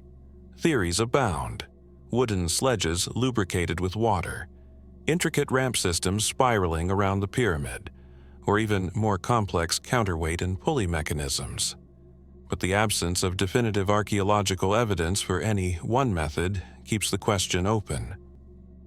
The discovery of the workers' village near Giza in the 1990s reshaped previous assumptions. Contrary to the centuries-old image of enslaved laborers, archaeologists uncovered signs of a well-fed, medically cared-for workforce, suggesting a proud, skilled labor class dedicated to their monumental task. This discovery aligns with the idea of a society mobilized by religious and nationalistic fervor, united in the pharaoh's vision. Still, the magnitude of the engineering challenge prompts deeper questions. Could such a vast and precise endeavor be accomplished solely through human labor and ingenuity of that era, or did ancient Egyptians possess now-lost techniques, advanced tools, forgotten knowledge, or even external assistance that allowed them to manipulate stone on an unprecedented scale? Beyond the practical challenges, the pyramids embody symbolic and cosmic significance. Their precise orientation to true north, almost perfect alignment to the cardinal points, and potential astronomical alignments with stars such as Sirius and Orion's belt hint at an ancient understanding of celestial mechanics deeply embedded in their design. This raises a further mystery. Was the construction guided not only by earthly rulers, but by an esoteric knowledge system linking the heavens and the earth? Some scholars propose that the pyramids were far more than tombs. Could they have been energy machines, repositories of sacred knowledge, or portals to other dimensions? While these ideas are speculative and fringe, they reflect the profound mystery that surrounds the pyramids beyond their physical presence. The pyramid complex at Giza also includes the enigmatic Great Sphinx, carved from a single limestone outcrop. Its weathering patterns and hidden chambers still subjects of debate. Together with the pyramids, the Sphinx forms part of a larger sacred landscape whose full purpose may never be fully understood. Numerous alternative theories question the accepted chronology and builders of the pyramids. Some suggest the monuments predate the dynastic Egyptians by millennia, perhaps constructed by a lost civilization possessing advanced technology and knowledge, now vanished beneath the sands of time. Supporters point to geological studies indicating possible water erosion patterns on the Sphinx, hinting at an older origin than traditionally believed. Could the official narrative be overlooking evidence of a far more ancient past? Was there an advanced culture predating the pharaohs, whose achievements were absorbed or erased from history? If so, what became of them, and what truths might lie buried deep beneath Giza's sands? Others explore the possibility of extraterrestrial involvement, a theory that, while controversial and lacking empirical evidence, persists in popular culture. This speculation emerges from the astounding precision and scale of the pyramids, which some argue surpass the known capabilities of ancient human societies. Whether one views such ideas as metaphorical or literal, they reflect humanity's enduring fascination with the unknown origins of the Giza pyramids. Returning to the archaeological record, what is undeniably clear is the sophistication of ancient Egyptian society. The pyramids were not isolated constructions, but products of a complex civilization that mastered architecture, astronomy, mathematics, and logistics. The alignment and design of the pyramids likely served multiple purposes: political propaganda, religious symbolism, and possibly scientific functions. Intriguingly, the surrounding Giza plateau holds smaller pyramids, mastabas, and causeways, all meticulously arranged. Each piece of this monumental puzzle invites us to consider the full extent of the vision that motivated their creation. The question remains: despite the vast knowledge and tools we have amassed, are we truly able to comprehend the full scope of the pyramids' origins? Or does some element of their story lie beyond the reach of modern science and history? Who were the architects of these colossal stone tombs? Were they solely the pharaohs and their engineers? Or do the stones whisper of an older, more mysterious hand guiding their placement? As the sun sets over the Giza plateau, casting long shadows across the ancient stones, the pyramids continue to guard their secrets. They compel us to look beyond the obvious, to challenge our assumptions, and to acknowledge that some mysteries may never be fully unraveled. The truth of who really built the Giza pyramids remains one of history's most captivating enigmas, inviting us to keep searching, questioning, and wondering what truths are still waiting beneath the desert sands. As the echoes of the monumental pyramids fade into the arid desert winds, our journey now drifts toward the edge of the ancient world, where land meets water, and time seems to blur the line between myth and reality. Along the shimmering coastline of the Mediterranean, beneath waves that have caressed the shores for millennia, lies a secret long whispered in hushed tones: the story of a city swallowed by the sea. Known today as the submerged ruins near the ancient city of Alexandria, the mysterious underwater remains have fascinated explorers and historians alike. Imagine a sprawling metropolis, once alive with vibrant marketplaces, temples dedicated to forgotten gods, and grand palaces adorned with intricate carvings, now silenced beneath the depths, cloaked in salt and shadow. The ancient historian Pliny the Elder and other classical writers told of Canopus, a city renowned for its wealth and decadence, eventually claimed by a cataclysmic series of earthquakes and tsunamis. Could this be the very city that rests beneath the waves, its stones still bearing the marks of a violent past? What was lost to the sea that has shaped the course of history? Archaeological dives off the coast of Alexandria have revealed a sprawling network of submerged streets, columns, statues, and temples, hinting at a city far larger and more sophisticated than previously imagined. The artifacts suggest a rich cultural mosaic, Greek, Egyptian, and Roman influences blending seamlessly in architecture and art. Yet, despite extensive underwater excavations, many questions remain unanswered. How much of this city lies beneath the shifting sands of the sea floor, concealed from all but the most daring explorers? What secrets could the ocean guard about its rise and catastrophic fall? The classical narrative explains that earthquakes in the region, combined with the gradual sinking of the delta, led to the destruction of parts of the city. But geological records also suggest other forces might have been at play. Could sudden land subsidence, caused by subterranean movements, have triggered rapid flooding? Or perhaps a colossal tsunami, generated by seismic activity along the Mediterranean fault lines, swept away entire neighborhoods in an instant.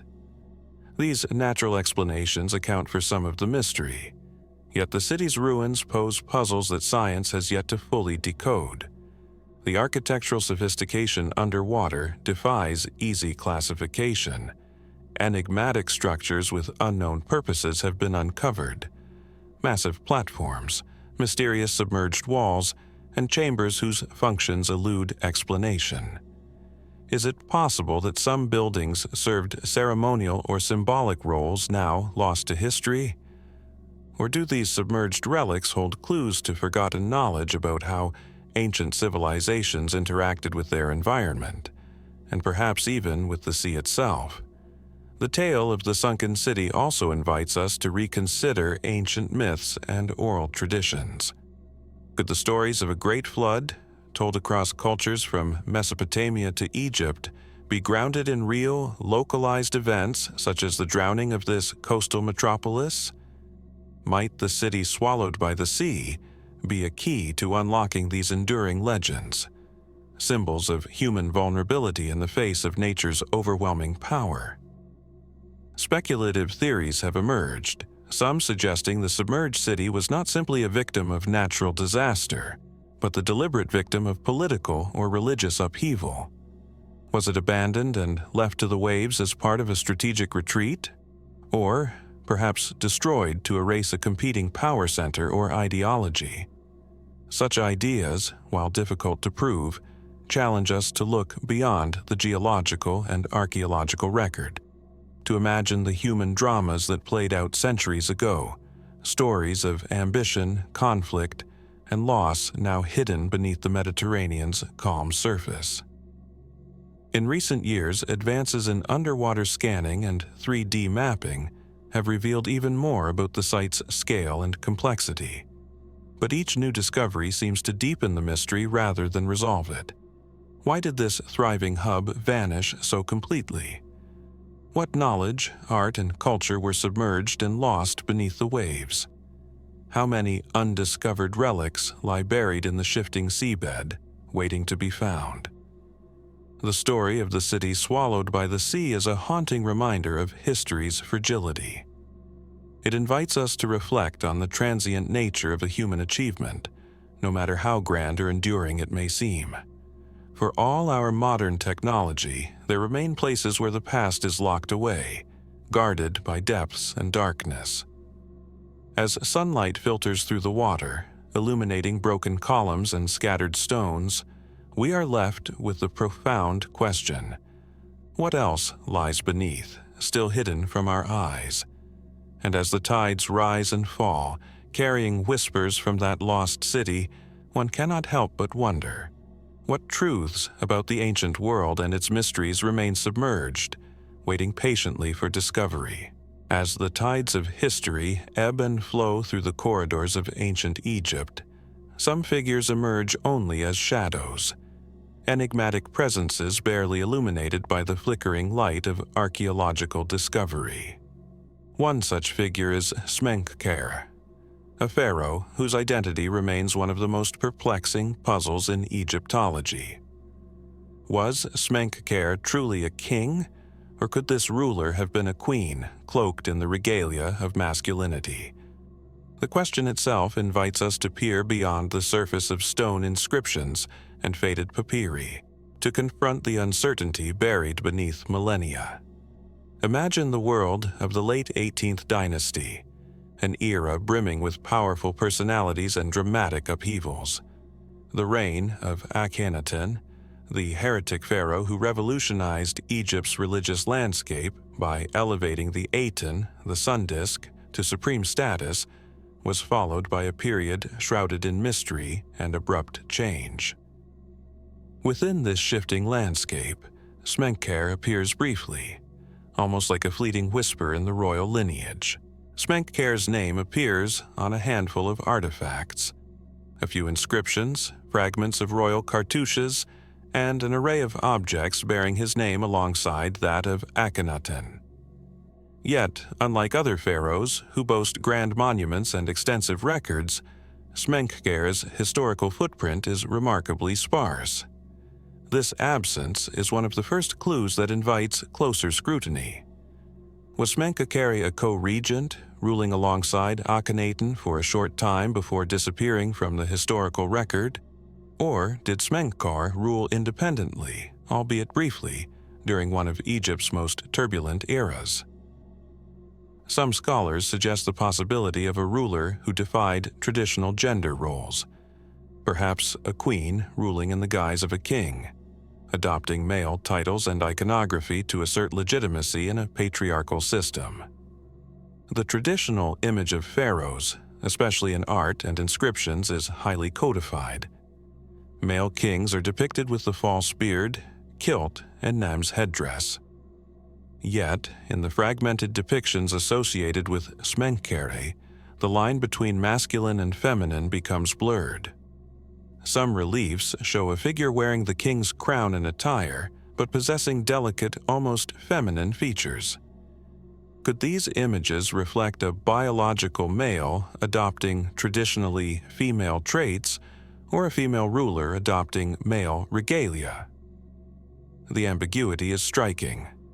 Archaeologists and Egyptologists have long debated whether Smenkhkare was in fact a female ruler, possibly even Nefertiti, the famed queen and consort of Akhenaten.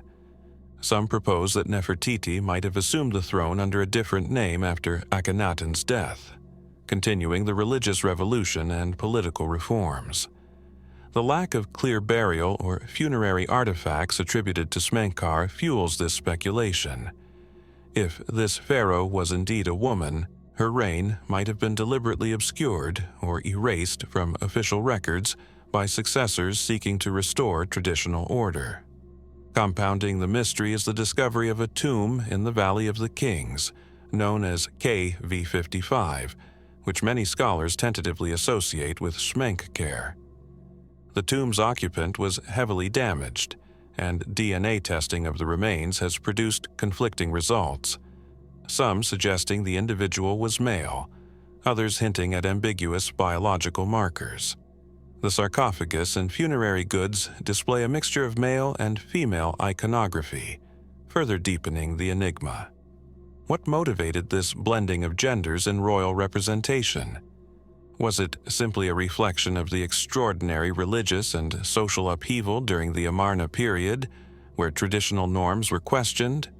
Or could it have been a strategic political choice, an effort to maintain continuity of the Aten worship under a ruler who transcended conventional roles?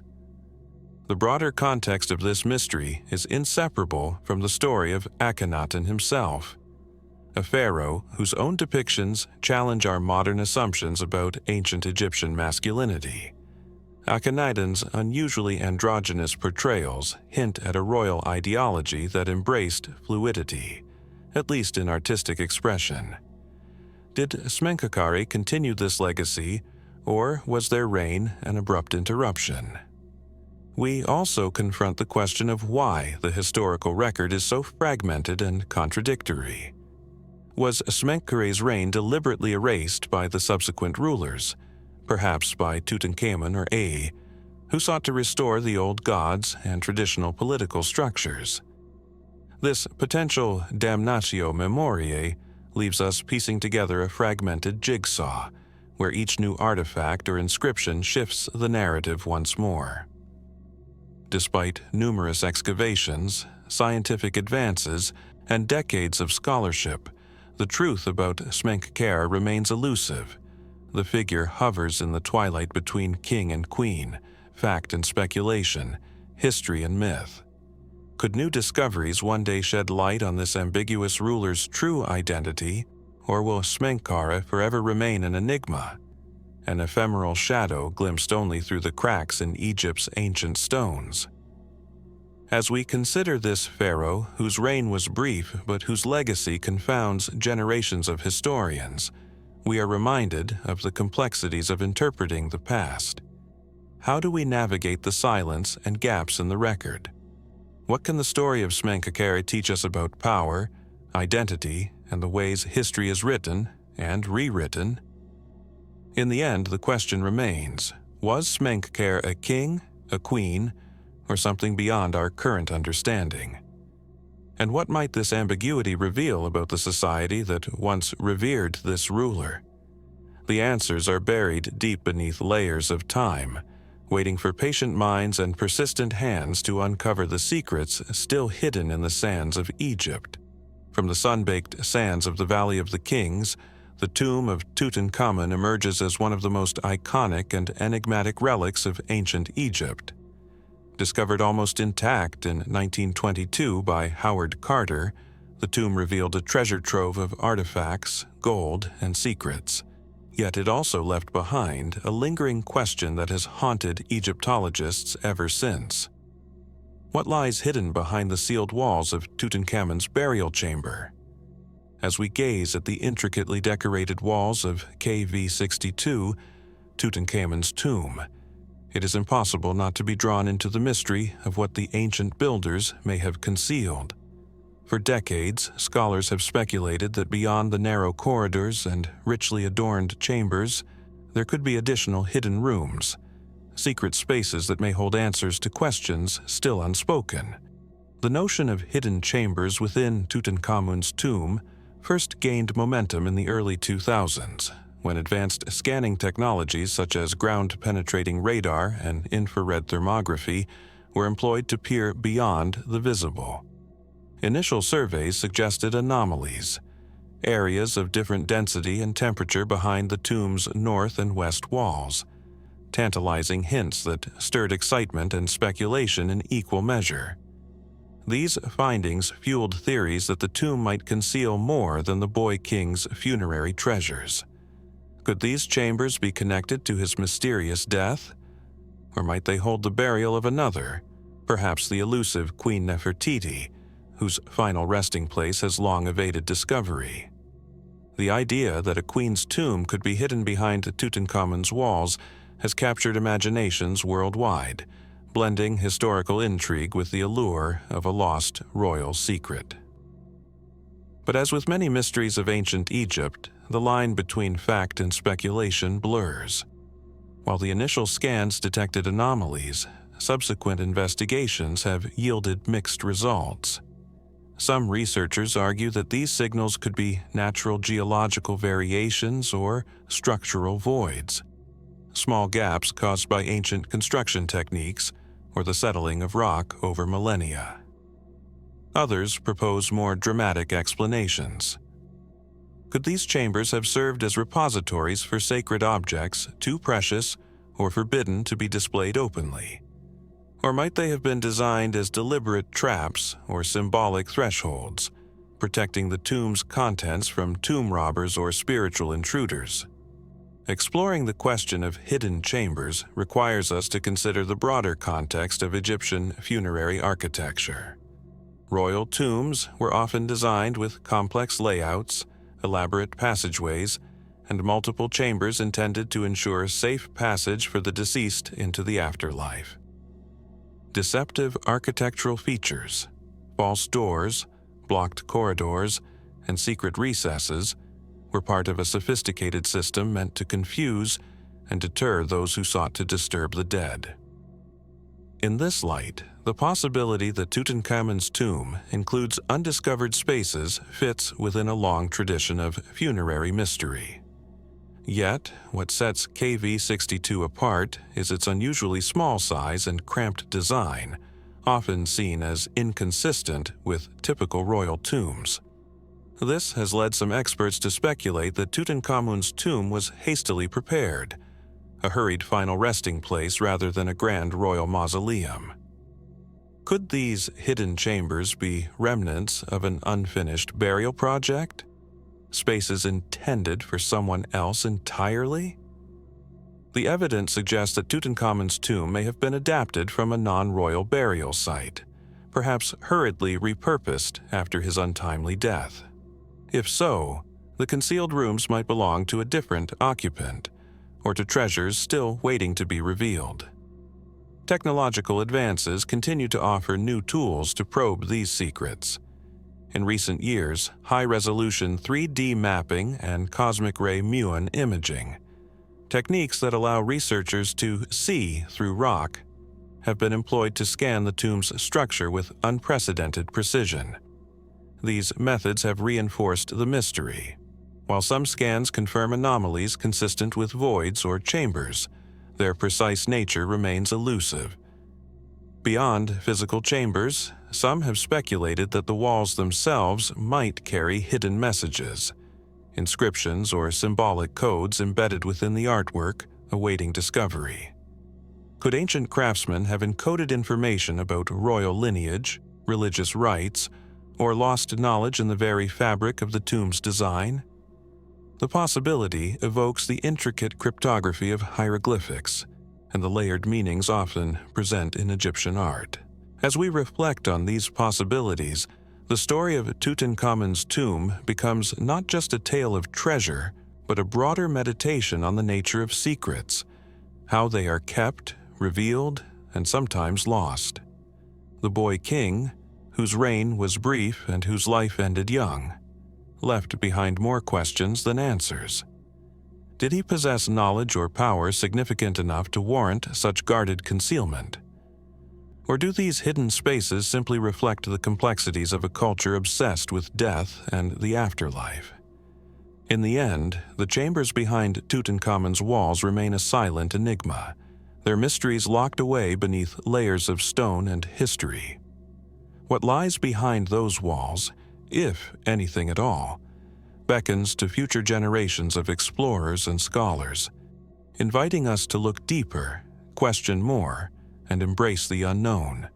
And so, as we step back from the gilded treasures and painted walls, we are reminded that sometimes the greatest discoveries lie not in what we have found, but in what remains just beyond our reach, hidden in the shadows, waiting for the right moment to be uncovered. As the desert sun casts its relentless glare upon the Giza plateau, the Great Pyramid stands in solemn majesty, a monument of stone and shadow that has captured human imagination for millennia. At the peak of this colossal structure once sat a single, shining capstone, an apex of ancient craftsmanship, polished to catch the first light of dawn and symbolize the connection between earth and sky. Yet today, the capstone is nowhere to be found. This missing piece, often called the Pyramidion, remains one of the most enduring and elusive mysteries of the ancient world. What happened to this gleaming, crowning jewel? Was it removed by ancient hands, lost to time, or deliberately hidden away? And beyond these practical questions, there lingers a whisper of something more. A legendary curse said to follow those who disturb the capstone's resting place. The Great Pyramid of Giza, constructed some 4,500 years ago during the reign of Pharaoh Khufu, was originally capped with a pyramidion crafted from gleaming limestone, possibly overlaid with gold or electrum. The reflective surface would have caught the sunlight, illuminating the pyramid in a dazzling display meant to project divine power. Early descriptions from classical sources reference this capstone, yet by the time modern explorers arrived centuries later, it had vanished. Historical records are frustratingly sparse. There is no definitive account of when or why the capstone disappeared, only fragments of tales and speculation. Some suggest it was taken during antiquity by pharaohs or conquerors seeking to claim the pyramid's symbolic power for themselves. Others propose natural forces, earthquakes, erosion, or deliberate quarrying that caused its fall or removal. Archaeologists and Egyptologists have long pondered the significance of the missing capstone. Could it simply be a casualty of history's relentless march, or is there something deeper concealed in its absence? The pyramid's precise construction and astronomical alignment suggest a purpose far beyond mere burial. Was the capstone itself an integral component of an ancient energy system, a transmitter, or a spiritual beacon? These questions remain speculative, but they highlight the tension between what we know and what we have yet to understand. The ancient Egyptians imbued their monuments with symbolism layered in meaning. Could the capstone have held secrets lost to us now? Into this mystery steps the lore of the curse of the missing capstone, a notion popularized in modern times through tales of misfortune befalling those who have searched for or claimed to discover the elusive stone. Stories abound of explorers who experienced inexplicable accidents, sudden illnesses, or mysterious disappearances after attempting to locate or remove fragments believed to be part of the capstone. While historians caution that many of these stories may be exaggerated or coincidental, the persistence of the curse narrative echoes the ancient Egyptians' own reverence and fear of disturbing sacred monuments. Was the capstone protected not only by stone, but by metaphysical warnings, meant to deter grave robbers and trespassers?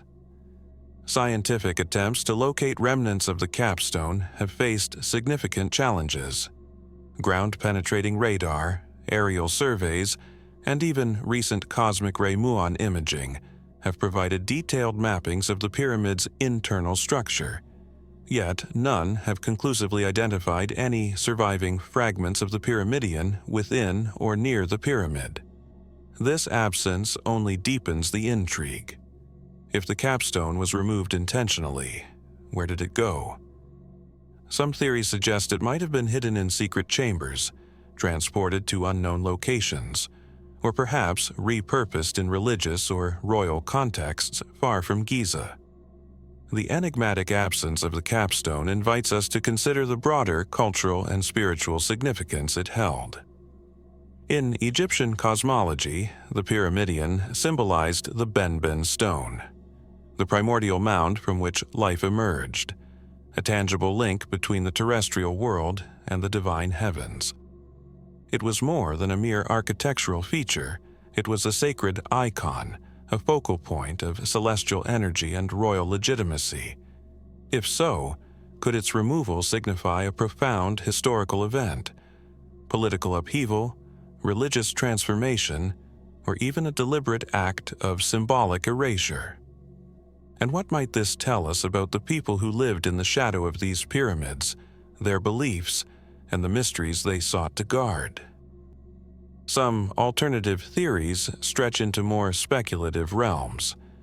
Certain fringe hypotheses suggest the capstone was a source of advanced technology or hidden knowledge, harnessing acoustic or electromagnetic properties beyond modern comprehension. Others link it to extraterrestrial intervention or lost civilizations possessing forgotten wisdom. While these ideas remain outside mainstream scholarship, they underscore the enduring fascination the capstone holds, not only as a physical object, but as a symbol of the unknown. It invites us to question how much of ancient Egyptian history and knowledge remains buried, concealed by time and stone. As we stand before the Great Pyramid today, its peak abruptly flat and unfinished, we confront a paradox. The missing capstone marks both a void and an invitation, a gap in our understanding that challenges us to look beyond surface appearances. Is the curse of the missing capstone a cautionary tale, a metaphor for the limits of human knowledge? Or might it be a literal warning encoded in legend, guarding truths that humanity is not yet ready to uncover? The mystery endures, etched into the very silhouette of the Great Pyramid against the Egyptian sky. And so, the missing capstone remains a silent sentinel, its absence a question as enduring as the stones beneath our feet. What secrets might still lie in wait, hidden by time and shadow? And who will be the next to seek them out? As the sun rises over the vast sands of Egypt, its light illuminates a figure whose name echoes with equal measures of reverence and perplexity. Akhenaten, the pharaoh who dared to challenge the very foundations of ancient Egyptian civilization. Known by many as the heretic king, Akhenaten's reign was marked by radical transformation and profound mystery, casting a shadow over history that remains difficult to fully understand. Akhenaten ruled during the 18th dynasty, around 1353 to 1336 BCE, a period often described as one of the most enigmatic chapters in Egypt's storied past. Unlike his predecessors and successors, he abandoned the traditional pantheon of gods, instead elevating Aten, the sun disk, to the status of the sole deity. This shift towards monotheism was unprecedented, disrupting centuries of religious and political tradition. Yet, even beyond this revolutionary theology, Akhenaten's life and reign present puzzles that modern science and archaeology have struggled to unravel. To begin, one must picture Akhenaten's capital city, Akhenaten, known today as Amarna, a settlement raised swiftly from the desert sands, designed to reflect his new spiritual vision. Unlike the monumental grandeur of Thebes or Memphis, Amarna was intimate, bathed in sunlight, and infused with a distinctive art style that defied convention. Statues and reliefs from this era depict the pharaoh in forms both striking and bizarre: elongated limbs, exaggerated facial features, and an almost androgynous visage. Such representations have fueled speculation about Akhenaten's health, identity, and symbolic role. Was this imagery a stylistic rebellion, a theological statement, or a reflection of an unusual physiology? Scholars have posited various medical explanations, ranging from Marfan syndrome to Froelich syndrome, but none can fully account for the artistic choices or the pharaoh's enduring mystique. Akhenaten's religious revolution itself raises profound questions. Why would a ruler, entrenched in a deeply polytheistic culture, impose a monotheistic doctrine so radically and with such fervor? Was this spiritual shift born from genuine conviction, political calculation, or something more arcane? Some suggest Akhenaten's focus on the sun disk symbolized a cosmic unity, aligning divine authority with celestial power in a way that reshaped the social order. His reign dismantled the influential priesthoods of Amun and other deities, redistributing power and wealth in ways that surely provoked resistance. Yet, the ultimate fate of Akhenaten's monotheism was erasure. His city abandoned, his temples defaced, and his name omitted from later king lists. The disappearance of Akhenaten from the historical record invites further speculation. Was this an attempt by successors to wipe away a religious heresy, or did it reflect a deeper fear of the pharaoh's legacy? His wife, Queen Nefertiti, also vanished from inscriptions around the same time, leading to tantalizing theories about their fate. Did she rule in his stead, or did political intrigue claim them both? Beyond these documented events, the tomb of Akhenaten remains a site of mystery. His burial place was discovered in the Amarna region, but it is incomplete and lacks the grandeur expected of a pharaoh's final resting place. Was this hurried preparation a result of political turmoil? Or is there an undiscovered tomb somewhere else, holding secrets that could illuminate this shadowed reign? The story of Akhenaten also intersects with larger questions about the transmission of religious ideas. Some scholars speculate that his monotheistic worship of Aten prefigured or influenced later Abrahamic traditions. Was Akhenaten's radical vision an isolated experiment, or part of a wider spiritual evolution that shaped human history? Moreover, the sudden abandonment of Akhenaten and the systematic erasure of Akhenaten's name from monuments has led to the idea that his legacy was suppressed rather than simply forgotten. If so, what truths lay concealed behind this act of historical amnesia? Venturing into more speculative territory, some fringe theories suggest Akhenaten was not merely a mortal ruler, but perhaps a figure touched by otherworldly forces or possessing esoteric knowledge. Proponents of these views point to the pharaoh's unique iconography, his sudden theological revolution, and the rapid construction of his capital as evidence of a mission beyond earthly concerns. Could Akhenaten's reign represent a lost chapter of advanced understanding, spiritual, technological, or cosmic, that mainstream history has yet to recognize?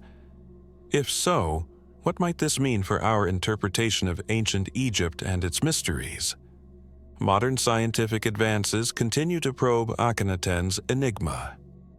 DNA analysis of mummies possibly linked to him offers tantalizing but inconclusive results, while advanced imaging and archaeological surveys at Amarna seek clues in the dust and ruins. Each discovery seems to open new questions rather than closing old ones. What remains clear is that Akhenaten's story is not merely one of political or religious change, but of a profound and enduring mystery, an invitation to reconsider the nature of power, faith, and identity in one of history's most remarkable civilizations. As the sun once again rises over the land Akhenaten sought to transform, we are reminded that some shadows persist long after their origins fade. Who was the man behind the crown, and what truths still lie buried beneath the sands of Amarna? Could the pharaoh of the impossible hold keys to understanding a lost chapter of human consciousness, waiting silently for those who dare to seek them? From the silent sands surrounding the Great Pyramids to the scattered remnants of ancient quarries, the story of the pyramid builders is a tale woven with both awe and enigma. As we shift our gaze from the enigmatic reign of Akhenaten to the colossal monuments of Giza, another mystery quietly unfolds, one that is often overlooked amid the grandeur of the stones themselves. Who were the people who carved, transported, and assembled these vast architectural wonders? And just as compelling, where did they go? For centuries, the image of the pyramid builders has been shaped by both legend and limited historical records. Ancient texts and archaeological evidence suggest a vast workforce, skilled and organized, dedicated to creating tombs for the pharaohs. Yet, when we search for traces of their lives, beyond the tools they left behind and the workers' villages uncovered, the trail grows cold.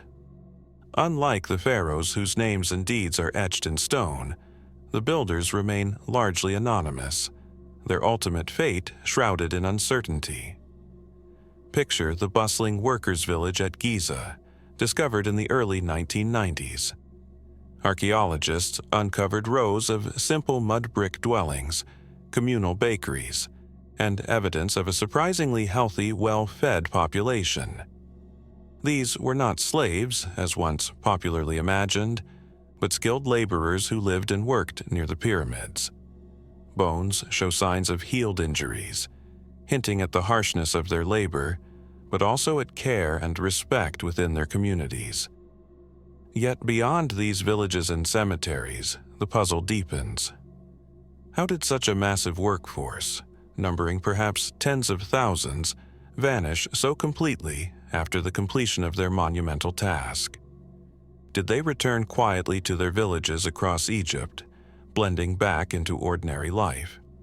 Or is there more to their disappearance than the simple passage of time?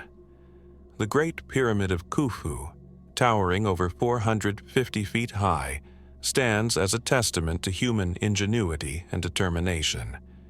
It is estimated to have taken roughly 20 years to complete. During this time, an immense number of workers, artisans, engineers, and support staff were mobilized. Their lives were devoted to this singular purpose. Yet, after the final stone was placed, the historical record offers little about these individuals.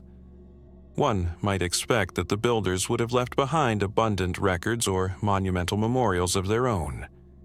Instead, the only monuments that remain are those of the kings for whom they labored. Could this silence be an intentional erasure? Did the pharaohs or their successors seek to efface the memory of those who built their tombs? Or is this gap in history simply a reflection of the social hierarchy, where the lives of common people were rarely recorded? The question of the builders' disappearance takes on an eerie quality when considering the rapid decline of some ancient Egyptian settlements. Across the desert, archaeologists have found villages and cities abandoned with little explanation, as if their inhabitants simply vanished overnight. Was there a larger social or environmental upheaval that dispersed the pyramid workforce? Did drought, famine, or political turmoil force the builders into exile or migration? Yet, no conclusive evidence has emerged to link such catastrophes directly to the disappearance of these workers. Could the truth be more elusive, hidden beneath layers of sand and silence? Exploring beyond established history, some researchers have suggested more speculative theories. What if the pyramid builders were part of a secretive caste or guild, sworn to secrecy about the methods and purposes of their labor? Could this have contributed to their absence in the historical record? Others speculate about the possibility of lost knowledge or technology that allowed these ancient workers to achieve feats seemingly beyond their time. If such knowledge existed, was it deliberately hidden, perhaps destroyed to prevent misuse? And if so, did those who held this knowledge disappear to preserve it? Theories of ancient astronaut influence, though controversial, also find their way into the conversation. Could the builders have been guided by forces or beings beyond human understanding? Such ideas challenge conventional archaeology but persist as part of the broader mystery, reflecting a human desire to explain the inexplicable. While mainstream science remains cautious, the persistent gaps in our knowledge continue to invite questions. How did the builders organize such a massive workforce without modern technology? How were logistics, nutrition, and health managed on such a grand scale? And ultimately, what became of these men and women after their monumental task was complete? Modern archaeological efforts continue to probe these questions. Recent discoveries of workers' tombs, tools, and living quarters provide glimpses into their daily lives, yet they also underscore how much remains hidden. The sands of Egypt guard their secrets closely, revealing fragments but withholding the whole story. Could it be that the pyramid builders' vanishing act is not just physical, but cultural? That their disappearance from the historical narrative reflects a deliberate forgetting, a sacrifice of identity for the immortality of the pharaohs they served? As the shadows lengthen across the limestone blocks of the pyramids, we are left to wonder. In the grand spectacle of ancient Egypt's monuments, the faces of those who built them remain largely unseen, their voices silent. What stories would they tell if given the chance? And beneath the desert's shifting sands, what truths might yet lie buried, waiting to be uncovered piece by piece? The mystery endures, not just of how the pyramids were built, but of the lives, dreams, and ultimate fate of those who made these wonders possible. Their vanishing act is perhaps one of history's quietest enigmas, urging us to look beyond the stones and into the silent spaces between.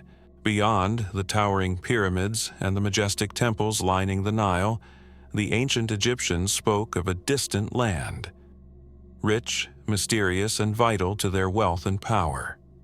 Known as Punt, this fabled realm was described as a source of precious incense, exotic animals, and above all, gold. Yet, despite its importance in ancient texts and art, the true location of Punt has eluded historians and archaeologists for millennia. It remains one of the most enduring enigmas of Egypt's expansive world. Imagine the voyages launched from the bustling ports along the Red Sea, ships laden with goods and crewed by daring sailors setting forth into uncharted waters. Their destination was Punt, a land of lush forests, strange creatures, and untold riches. The Egyptians' desire for its treasures was so great that they undertook perilous journeys, recorded in vivid reliefs and inscriptions, most famously by Queen Hatshepsut during her reign around 1479 to 1458 BCE. At Deir el-Bahri, the mortuary temple of Hatshepsut, a series of detailed wall carvings portrays the expedition to Punt in remarkable detail. Ships glide on calm waters, laden with ebony, myrrh trees, ivory, and live animals brought back as gifts for the gods in the court. The scenes depict Punt as a verdant paradise, a land of abundance and mystery at the edge of the known world. Yet, despite the wealth of imagery and records, the exact location of Punt remains fiercely debated. Some scholars argue it lay along the southern Red Sea coast, perhaps in modern-day Eritrea or Somalia. Others propose regions farther south or even parts of the Arabian Peninsula. Each theory brings tantalizing clues, but no definitive proof. The pursuit of Punt has fascinated explorers and historians for centuries. If Punt was indeed a land of gold, why have no undisputed archaeological sites or caches of wealth linked to Egypt's trading partner been conclusively found? Was Punt a single, well-defined place, or rather a term used to describe a broader region encompassing multiple territories? Complicating matters, the descriptions of Punt blend natural reality with mythic grandeur. The incense trees, such as frankincense and myrrh, do grow in parts of the Horn of Africa and southern Arabia, but the idea of a land so lush and rich contrasts sharply with the arid environment surrounding Egypt. Was Punt an Edenic symbol as much as a trading partner? Could it be that some aspects of Punt were exaggerated, or perhaps deliberately obscured? The mystery deepens when considering the logistics of these ancient expeditions. Traveling thousands of miles by sea or land across hostile deserts required remarkable knowledge of navigation and endurance. How did the Egyptians acquire such skills? And what else might they have discovered along the way? Could there have been lost knowledge, now vanished, about the true geography and cultures of Punt? And what of the people of Punt themselves? Who were they, and what stories might their descendants tell? Beyond the mainstream academic discourse, more speculative theories invite us to rethink Punt's role in the ancient world. Some suggest that Punt was not just a distant trading partner, but a cradle of an early civilization that influenced Egypt in profound, perhaps hidden ways. Was there an exchange of religious or technological knowledge along with goods? Did the Egyptian fascination with Punt reflect a deeper, spiritual connection rather than mere commerce? Others propose that the land of Punt has been submerged by rising seas or lost to environmental changes over millennia, erasing physical traces beneath waves or shifting sands. If so, what might underwater archaeology reveal in the future? Intriguingly, the search for Punt mirrors other ancient mysteries: the lost cities swallowed by time, the vanished civilizations glimpsed only in fragments. It raises enduring questions about how much of the ancient world remains hidden, obscured by geography, politics, and history itself. Punt's legacy also challenges us to consider the limits of our knowledge. What ancient maps have been lost? What stories never recorded? And in the silence of desert winds and ocean waves, what truths lie waiting to be uncovered? As the sun sets over the Red Sea, casting a golden glow across its shimmering surface, we are left with the vision of those ancient ships, their sails full, and their crews braving the unknown for the promise of Punt's riches. The land itself may remain hidden, but its allure endures, an eternal mystery woven into the fabric of Egypt's greatest stories.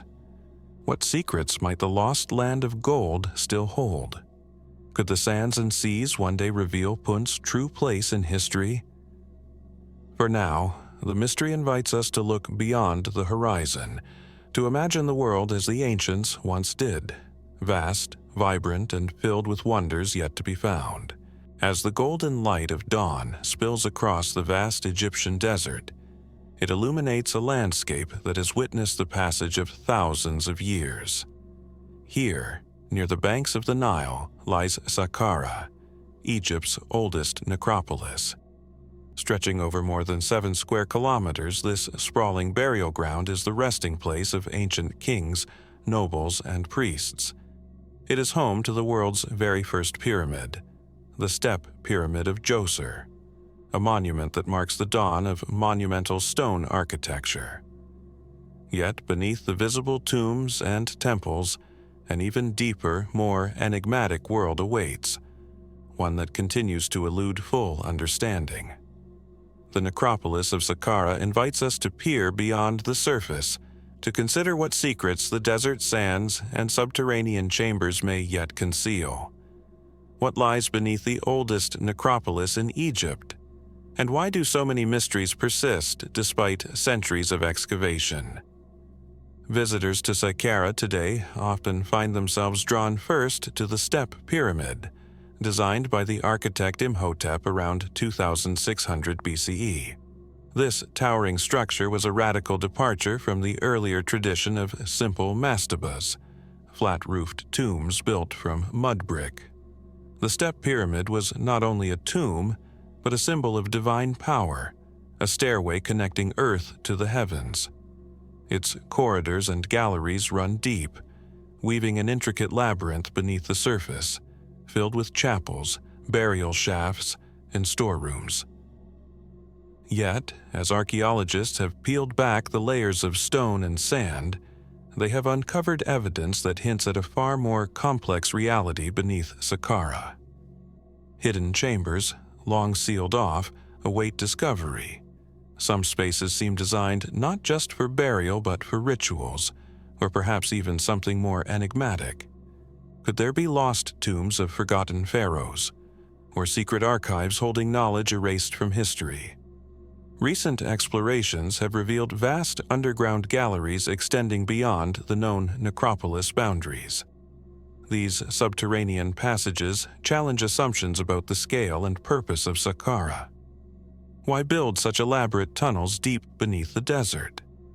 Were they meant to protect treasures, preserve the sacred knowledge, or conceal something altogether different?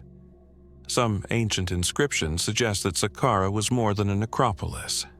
It was a gateway, a liminal space where the living could commune with the dead and where gods might descend to walk among mortals.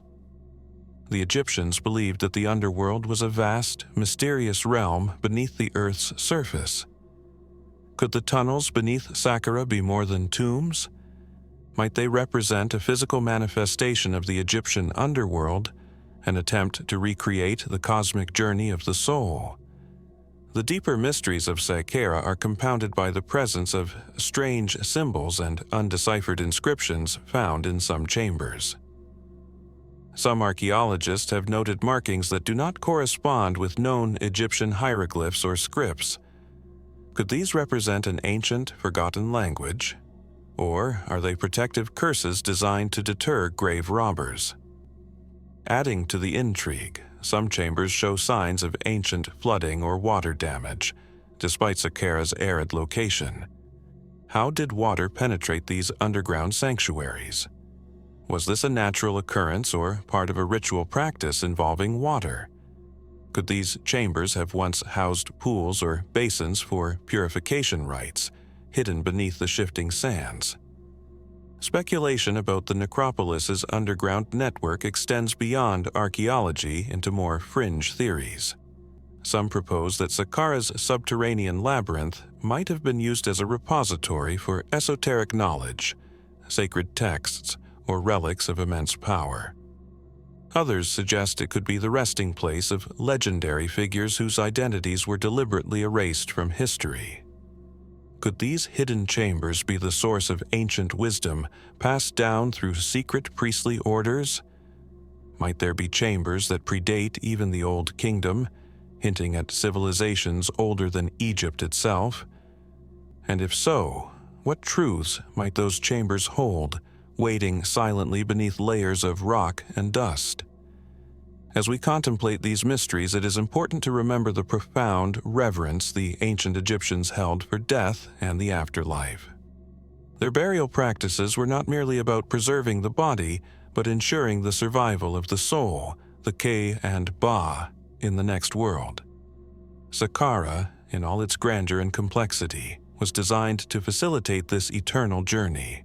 Yet, the very efforts to safeguard these sacred spaces may have also contributed to their concealment. Over millennia, shifting sands, natural disasters, and human activity have obscured much of what lies beneath. The necropolis is a palimpsest of history, each layer telling part of a story, but also hiding what came before. The fascination with Saqqara's underground realms continues to grow. Modern technology, from ground-penetrating radar to 3D imaging, offers new ways to peer beneath the surface without disturbing fragile structures. Each discovery raises new questions, deepening the mystery rather than resolving it. What if the tombs we have unearthed are only the beginning? What if below the visible ruins lies an even older, more secretive world, one that holds answers not only to Egypt's past, but to the origins of civilization itself? As the desert wind whispers through the stone columns of Saqqara, it carries with it echoes of the past. Whispers of forgotten kings, silent prayers, and the slow, steady pulse of time. Beneath our feet lies a realm shaped by faith, power, and mystery. What lies beneath Egypt's oldest necropolis is not simply earth and stone, but the fragile boundary between life and death, history and legend. And so, the necropolis endures as a testament to the enduring enigma of Egypt's ancient world, a mystery waiting patiently for those who dare to seek its depths. As the sun dips low behind the jagged contours of the Theban cliffs, casting long shadows over the Valley of the Kings, one tomb stands apart, not for its grandeur nor for the treasures it may contain, but for its profound silence. Here lies the enigma of the tomb that was never opened. In a landscape littered with the resting places of pharaohs and nobles, some uncovered in dazzling glory, others ravaged by time and tomb robbers, this particular sepulchre remains untouched, a sealed secret preserved beneath the desert sands and ancient stone. Unlike many of its neighbors, its entrance was never breached, its passageways undisturbed for millennia. The question that lingers like desert dust in the air is simple yet profound. Why? The Valley of the Kings, renowned for its labyrinth of tombs, is a place where history and mystery intertwine. For centuries, it was the exclusive necropolis for Egypt's New Kingdom royalty, a sacred refuge intended to safeguard the pharaoh's journey into the afterlife. Here, in the shadow of the imposing cliffs, tombs were carved with precision, adorned with elaborate frescoes, and filled with treasures to accompany the deceased beyond death. Yet, amid this network of eternal homes, the tomb that was never opened stands as a quiet sentinel. Scholars first became aware of its existence through meticulous surveys and scans revealing an unmarked shaft, its stone blocking still intact. Unlike the famous tomb of Tutankhamun, discovered after being lost to time, this tomb remains shrouded in an almost impenetrable mystery. What could have compelled the ancients to leave a royal tomb unopened? It challenges our very understanding of Egyptian funerary customs. Traditionally, tombs were constructed with immense care and effort, meant to be the final resting place of kings or high officials. To leave one sealed, undisturbed, hints at forces or decisions far beyond simple oversight or circumstance. Could it be that this tomb belonged to a figure whose identity was deliberately erased? In Egyptian history, certain rulers or powerful individuals fell out of favor, their names and images subjected to damnatio memoriae, a systematic attempt to remove them from collective memory. Is it possible that this tomb was locked away to conceal a controversial legacy? And if so, what secrets might those sealed walls protect? Archaeological methods have allowed us to peer beyond the surface without breaking the tomb's seal. Ground-penetrating radar and 3D imaging reveal the tomb's internal layout, narrow corridors winding down to chambers whose purpose remains unclear. Unlike other tombs, its decoration appears minimal, if present at all, and no obvious burial goods have been detected. Some Egyptologists speculate that this tomb might be linked to a brief or disputed reign, a monarch whose rule was overshadowed by political intrigue or upheaval.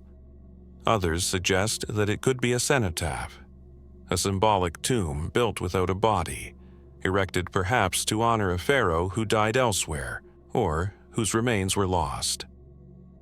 Beyond these scholarly explanations, more enigmatic theories have emerged, drifting on the fringe of mainstream archaeology. Some propose that the tomb guards a relic of profound power or forbidden knowledge, something that the ancient priests and rulers deemed too dangerous for discovery. Could it be that the tomb is sealed not just as a burial place but as a vault, containing secrets that transcend the mortal realm? There are whispers that the tomb's undisturbed status has kept at bay a curse or spiritual protection, a metaphysical safeguard against those who might dare to disturb the balance between worlds. The ancient Egyptians believed strongly in the potency of curses and protective spells designed to shield tombs from desecration. But can such beliefs truly explain why this tomb remains unopened, while so many others nearby have been plundered? In recent years, advances in technology have fueled speculation anew. Thermal imaging has detected subtle variations in the rock face near the tomb's entrance, suggesting chambers that defy conventional layouts. Could these anomalies indicate hidden rooms or compartments, designed to baffle tomb robbers and even modern explorers? Further complicating the mystery is the question of the tomb's occupant. Some propose that it could be the final resting place of a forgotten pharaoh or a royal family member whose identity was deliberately obscured. Others wonder if it might hold the remains of a priest or seer, someone whose burial warranted unusual protection due to their spiritual significance. As with many ancient enigmas, the line between fact and speculation blurs here. The untouched tomb invites us to consider the limitations of our knowledge and the vastness of history's silence. For every discovery made, countless questions remain unanswered. What decisions led to the sealing of this tomb? Was it a pragmatic measure, an act of reverence, or a deliberate attempt to conceal? This tomb, hidden beneath layers of stone and time, challenges the assumption that all mysteries of ancient Egypt will eventually be unraveled. It reminds us that some secrets are meant to endure, waiting, perhaps indefinitely, for the right moment or the right minds to unlock their truths. As twilight deepens and the stars begin to emerge over the valley, the tomb that was never opened remains an eternal riddle. It stands not merely as a physical barrier, but as a symbol of the mysteries that still haunt the sands of Egypt, a silent testimony to the limits of our understanding and the enduring allure of the unknown. What lies beyond its sealed threshold? Only time, and perhaps fate, will tell. Beneath the relentless Egyptian sun, where the arid sands stretch endlessly toward the horizon, a story as old as time itself is whispered among the ruins and in the silent deserts. This is the story of Osiris, the god of resurrection, judge of the dead, and king of the underworld, and the enduring cult that celebrated his promise of life after death. Known as the Osiris cult, it is a profound testament to ancient Egyptian spirituality, a mysterious tradition that held the desert as both tomb and cradle, where death itself was but a doorway.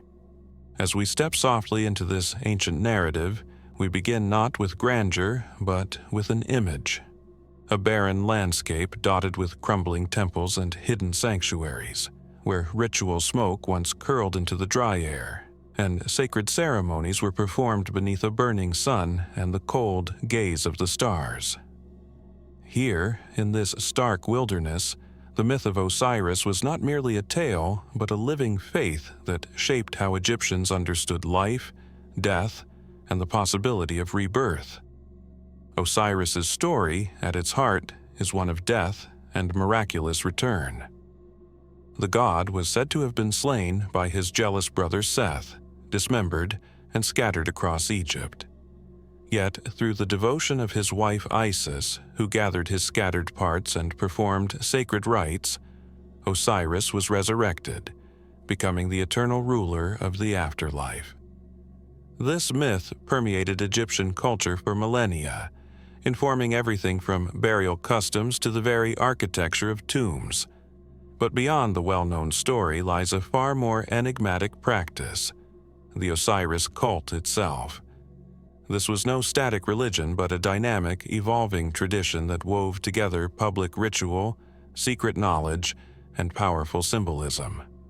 Pilgrims journeyed into desert sanctuaries to witness reenactments of Osiris's death and resurrection, immersing themselves in a drama meant to guarantee their own rebirth in the afterlife. What mysteries did these ceremonies conceal? And what truth lay beneath the mythic veneer? The cult's centers, such as Abydos and Busiris, became pilgrimage sites where the faithful believed the boundary between the mortal world and the realm of the dead was thinnest. Archaeological evidence reveals complex ritual spaces, where priests performed elaborate rites involving music, incense, and sacred objects, each symbolizing aspects of Osiris's story. Some chambers even contained enigmatic carvings and inscriptions whose meanings remain debated. What was the nature of these rites? How did participants experience them? Ancient texts hint at a sacred knowledge reserved for initiates, secrets of transformation and resurrection whispered only to those deemed worthy.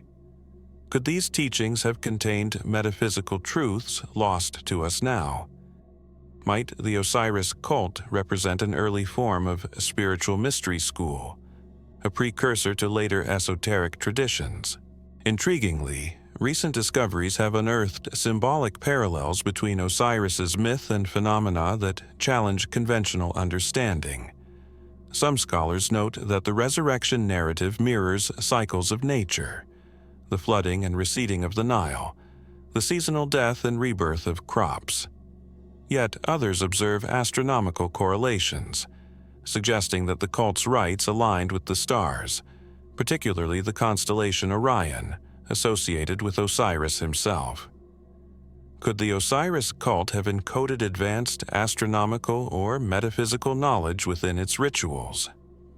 Were these desert ceremonies a way of aligning human consciousness with cosmic cycles, a method to transcend mortality through participation in a universal rhythm? The questions persist. Beyond the archaeological and textual records lie whispers of more speculative theories.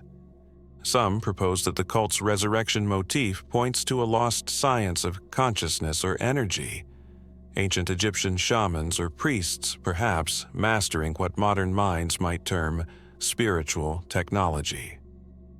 Did the Osiris cult possess techniques to induce altered states, to glimpse the afterlife, or even to manipulate life and death. While these ideas remain on the fringes of scholarly consensus, they remind us that ancient Egyptian spirituality was complex and multifaceted. What if the desert rites were not only symbolic, but experiential, inviting initiates into a profound transformation that science has yet to understand? At the same time, the desert itself may hold physical mysteries linked to Osiris's cult. Some archaeologists have uncovered hidden chambers and subterranean passages beneath temples dedicated to Osiris, spaces that may have been used for secret ceremonies or as symbolic tombs replicating the god's own mythic journey. What else lies buried beneath the sands? Forgotten relics, lost manuscripts, or the very essence of a faith that promised resurrection?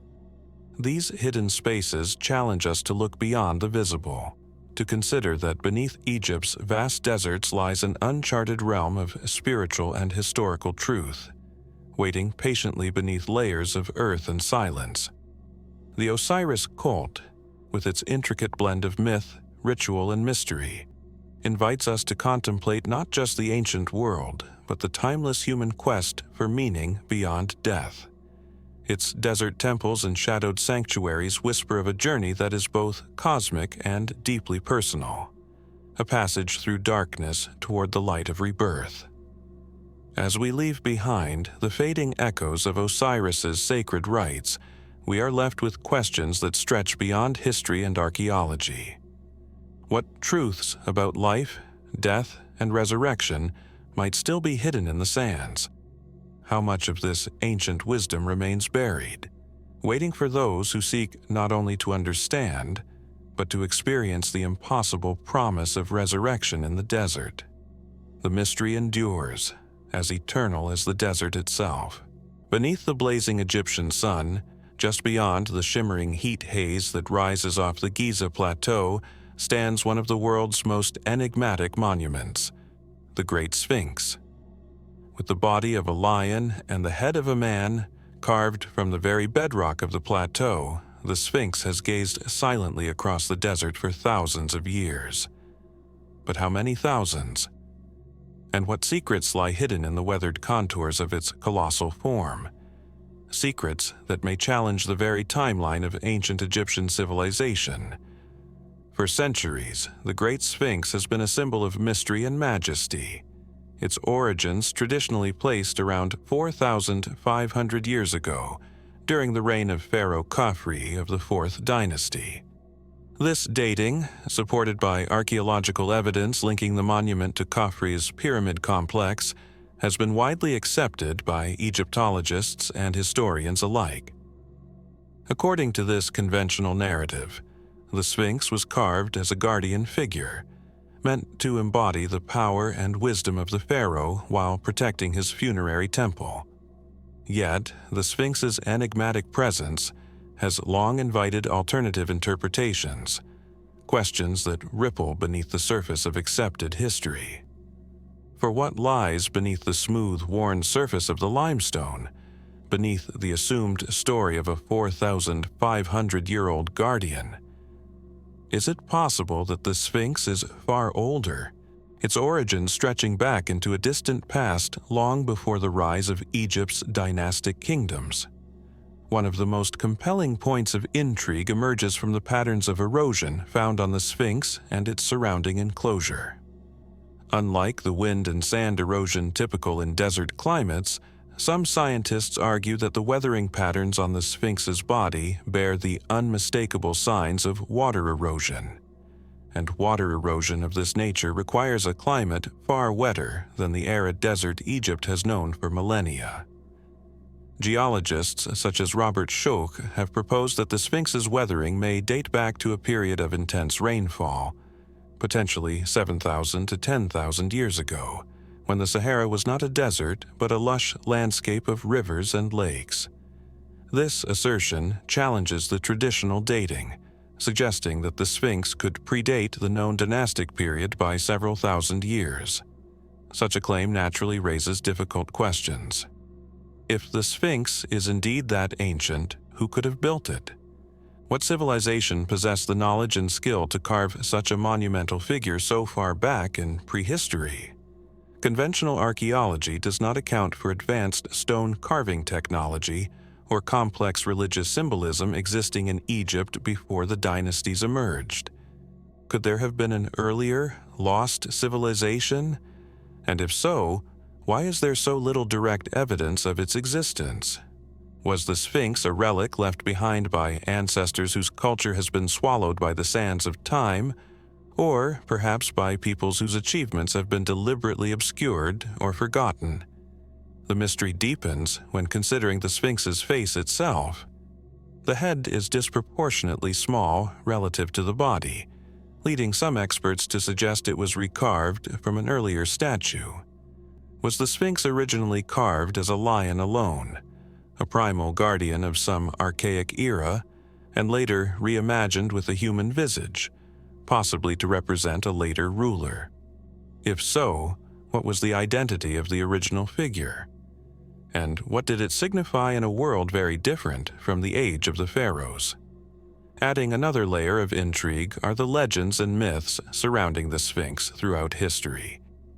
From ancient Egyptian texts that refer to a guardian of secrets to Greek historians who described it as a symbol of hidden wisdom, the Sphinx has long been associated with riddles and enigmas. Some esoteric traditions attribute to it mystical powers or cosmic significance far beyond its earthly presence. Might the Sphinx have been designed not only as a monument, but as a key, a marker pointing toward the forgotten knowledge, or a celestial alignment embedded in stone? Its precise orientation facing due east aligns with the rising sun, linking it to themes of rebirth and the cycle of day and night. Could such astronomical alignment suggest an advanced understanding of the heavens that transcends its apparent age? Yet, despite the compelling geological evidence and mythic lore, mainstream Egyptology remains cautious. Skeptics argue that the water erosion hypothesis fails to account for other factors such as wind and sand abrasion, or the complex interplay of chemical weathering.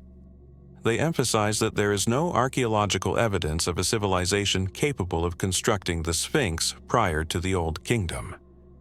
Is it possible that we are missing a crucial piece of the puzzle? Could future discoveries hidden beneath the desert sands or within unexplored chambers rewrite the story once again? As technology advances, non-invasive scanning methods and geological analyses continue to probe the Sphinx's secrets. Each new finding seems to raise as many questions as answers.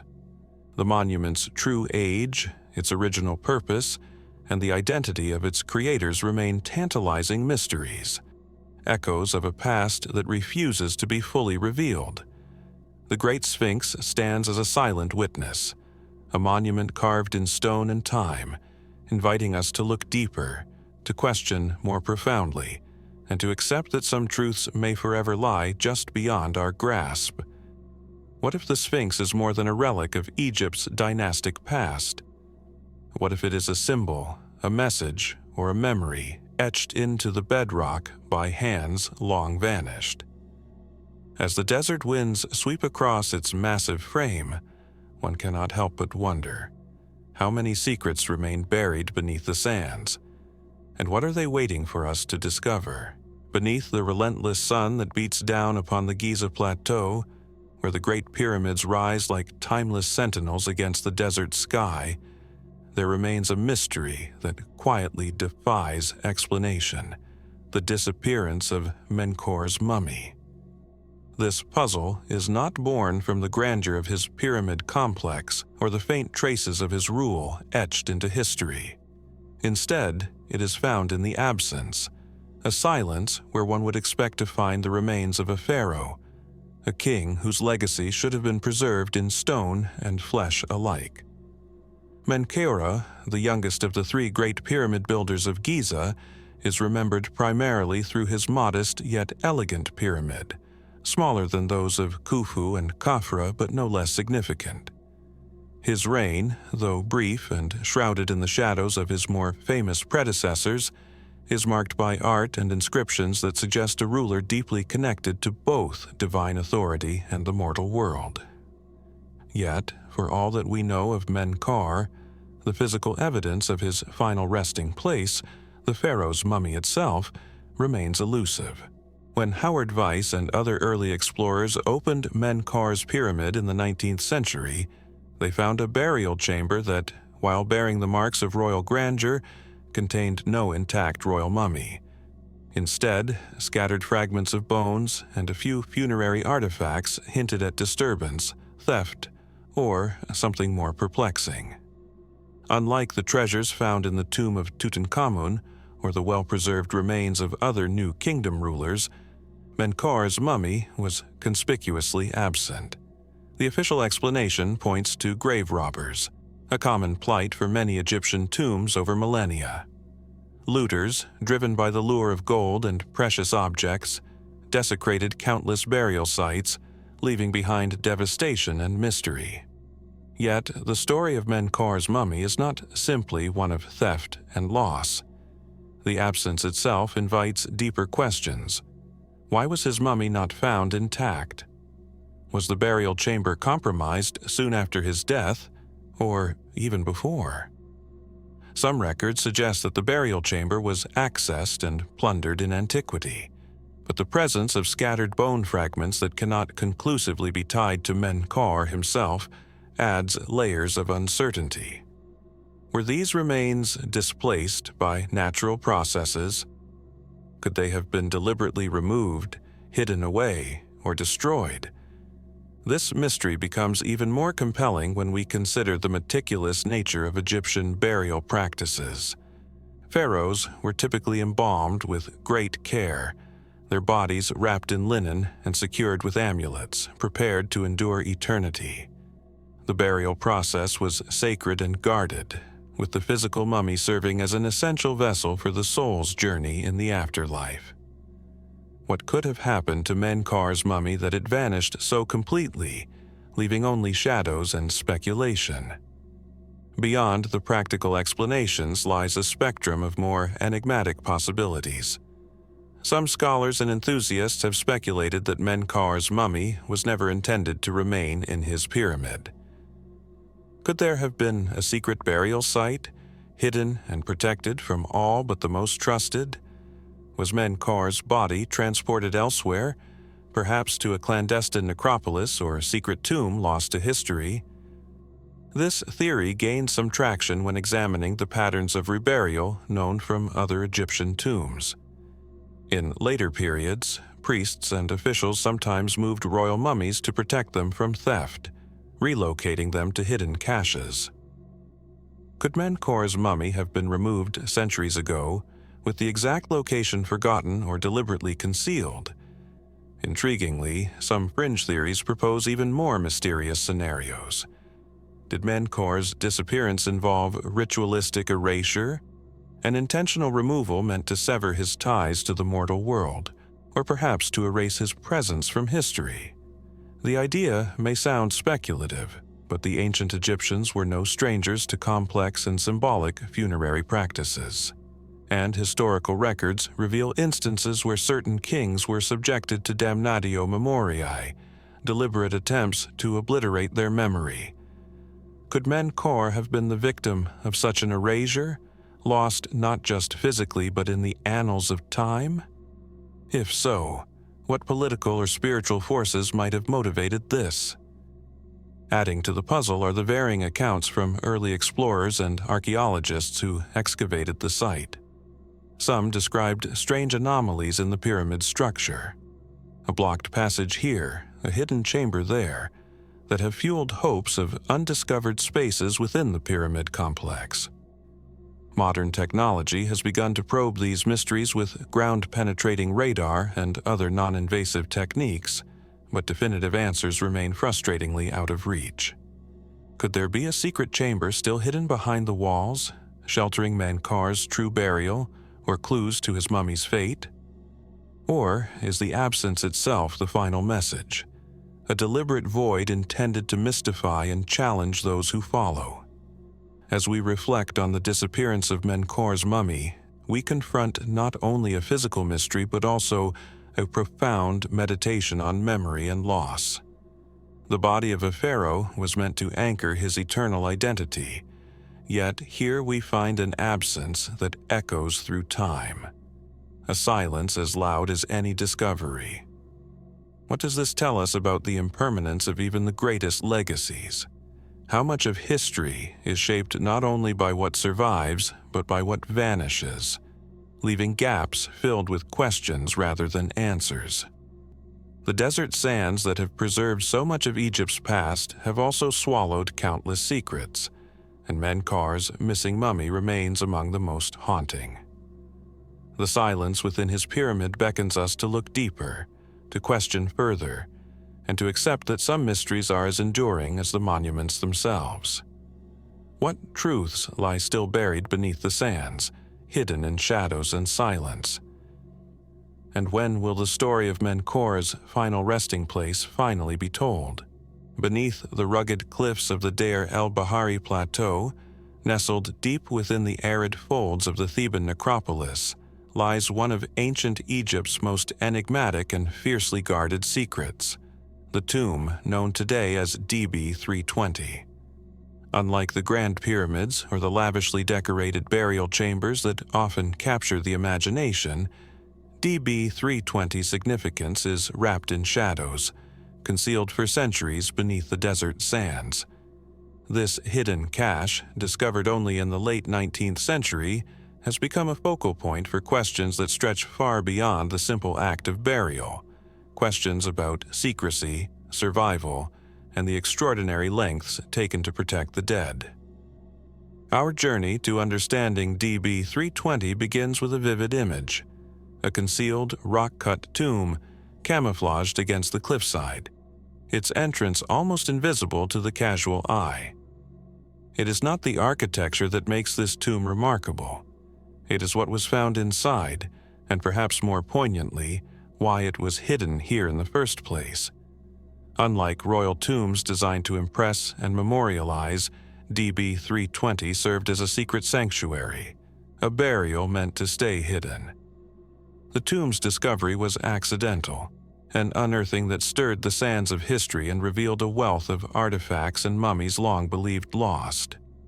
Inside this narrow, dimly lit chamber were the preserved remains of some of Egypt's most illustrious figures, pharaohs, queens, and priests, whose resting places had vanished from memory. The cache included the mummies of Seti I, Ramses II, and many others, all carefully relocated to avoid the desecration that plagued the Valley of the Kings. Why, then, were these sacred bodies removed from their original tombs and concealed here, in this secretive crypt? To understand this, we must delve into a time of turmoil and uncertainty, an era when tomb robbers, driven by greed and desperation, ravaged Egypt's necropolises with alarming frequency. The grand tombs, filled with gold, jewels, and priceless relics, became targets for destruction. The priests of the 21st dynasty, tasked with preserving the legacy and sanctity of these royal burials, faced an impossible challenge: how to protect these sacred remains when the tombs themselves could no longer guarantee safety. DB 320 thus emerges not as a royal tomb, but as a sanctuary born of necessity, a clandestine refuge where the sacred dead could be shielded from thieves and time. This act of reburial was both practical and profound, a defiant assertion of respect and protection in the face of relentless desecration. Yet, even as the facts unfold, the mystery deepens. How did the priests orchestrate this massive relocation without leaving traces? The logistics alone, moving dozens of royal mummies, heavy coffins, and priceless artifacts, pose a daunting question. Was DB 320 chosen simply for its concealment, or did its location hold additional, perhaps spiritual significance? And what about the measures taken to ensure that this hidden cache remained secret for so many centuries? Some ancient texts hint at secret knowledge and protective spells, suggesting that the priests employed not just physical concealment, but also mystical safeguards. Could these rituals have been powerful enough to deter would-be robbers, or even to mislead those who sought these tombs? Intriguingly, the circumstances surrounding the rediscovery of DB 320 add yet another layer of mystery. The tomb was found not by archaeologists, but by local tomb robbers, whose discovery sparked a flurry of official excavation and study. This raises the question: how much knowledge of these hidden caches survived through oral tradition or clandestine channels? Over the years, several accounts describe secret tunnels, hidden chambers, and complex passages beneath the cliffs, whispers of a labyrinth designed to confuse and protect. Modern technology, including ground-penetrating radar and remote sensing, has sought to unravel these subterranean secrets. Yet, while such ideas remain unproven, they remind us that the line between fact and mystery often blurs in the ancient world. The tomb's existence invites us to consider the possibility that the past still holds untold stories, truths buried not just in stone and bone, but in the very shadows cast by these hidden chambers.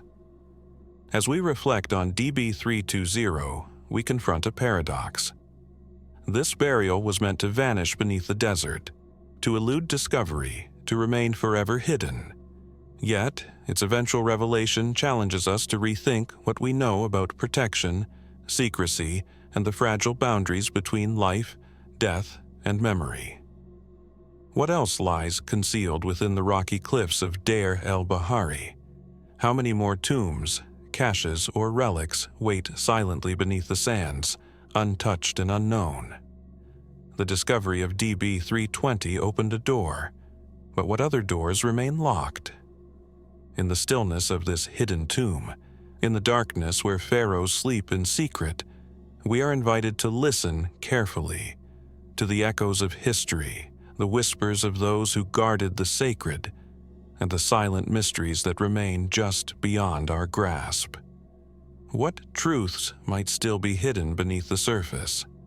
And how much more will we ever truly uncover about the lives, deaths, and legacies of those who shaped one of the greatest civilizations in human history?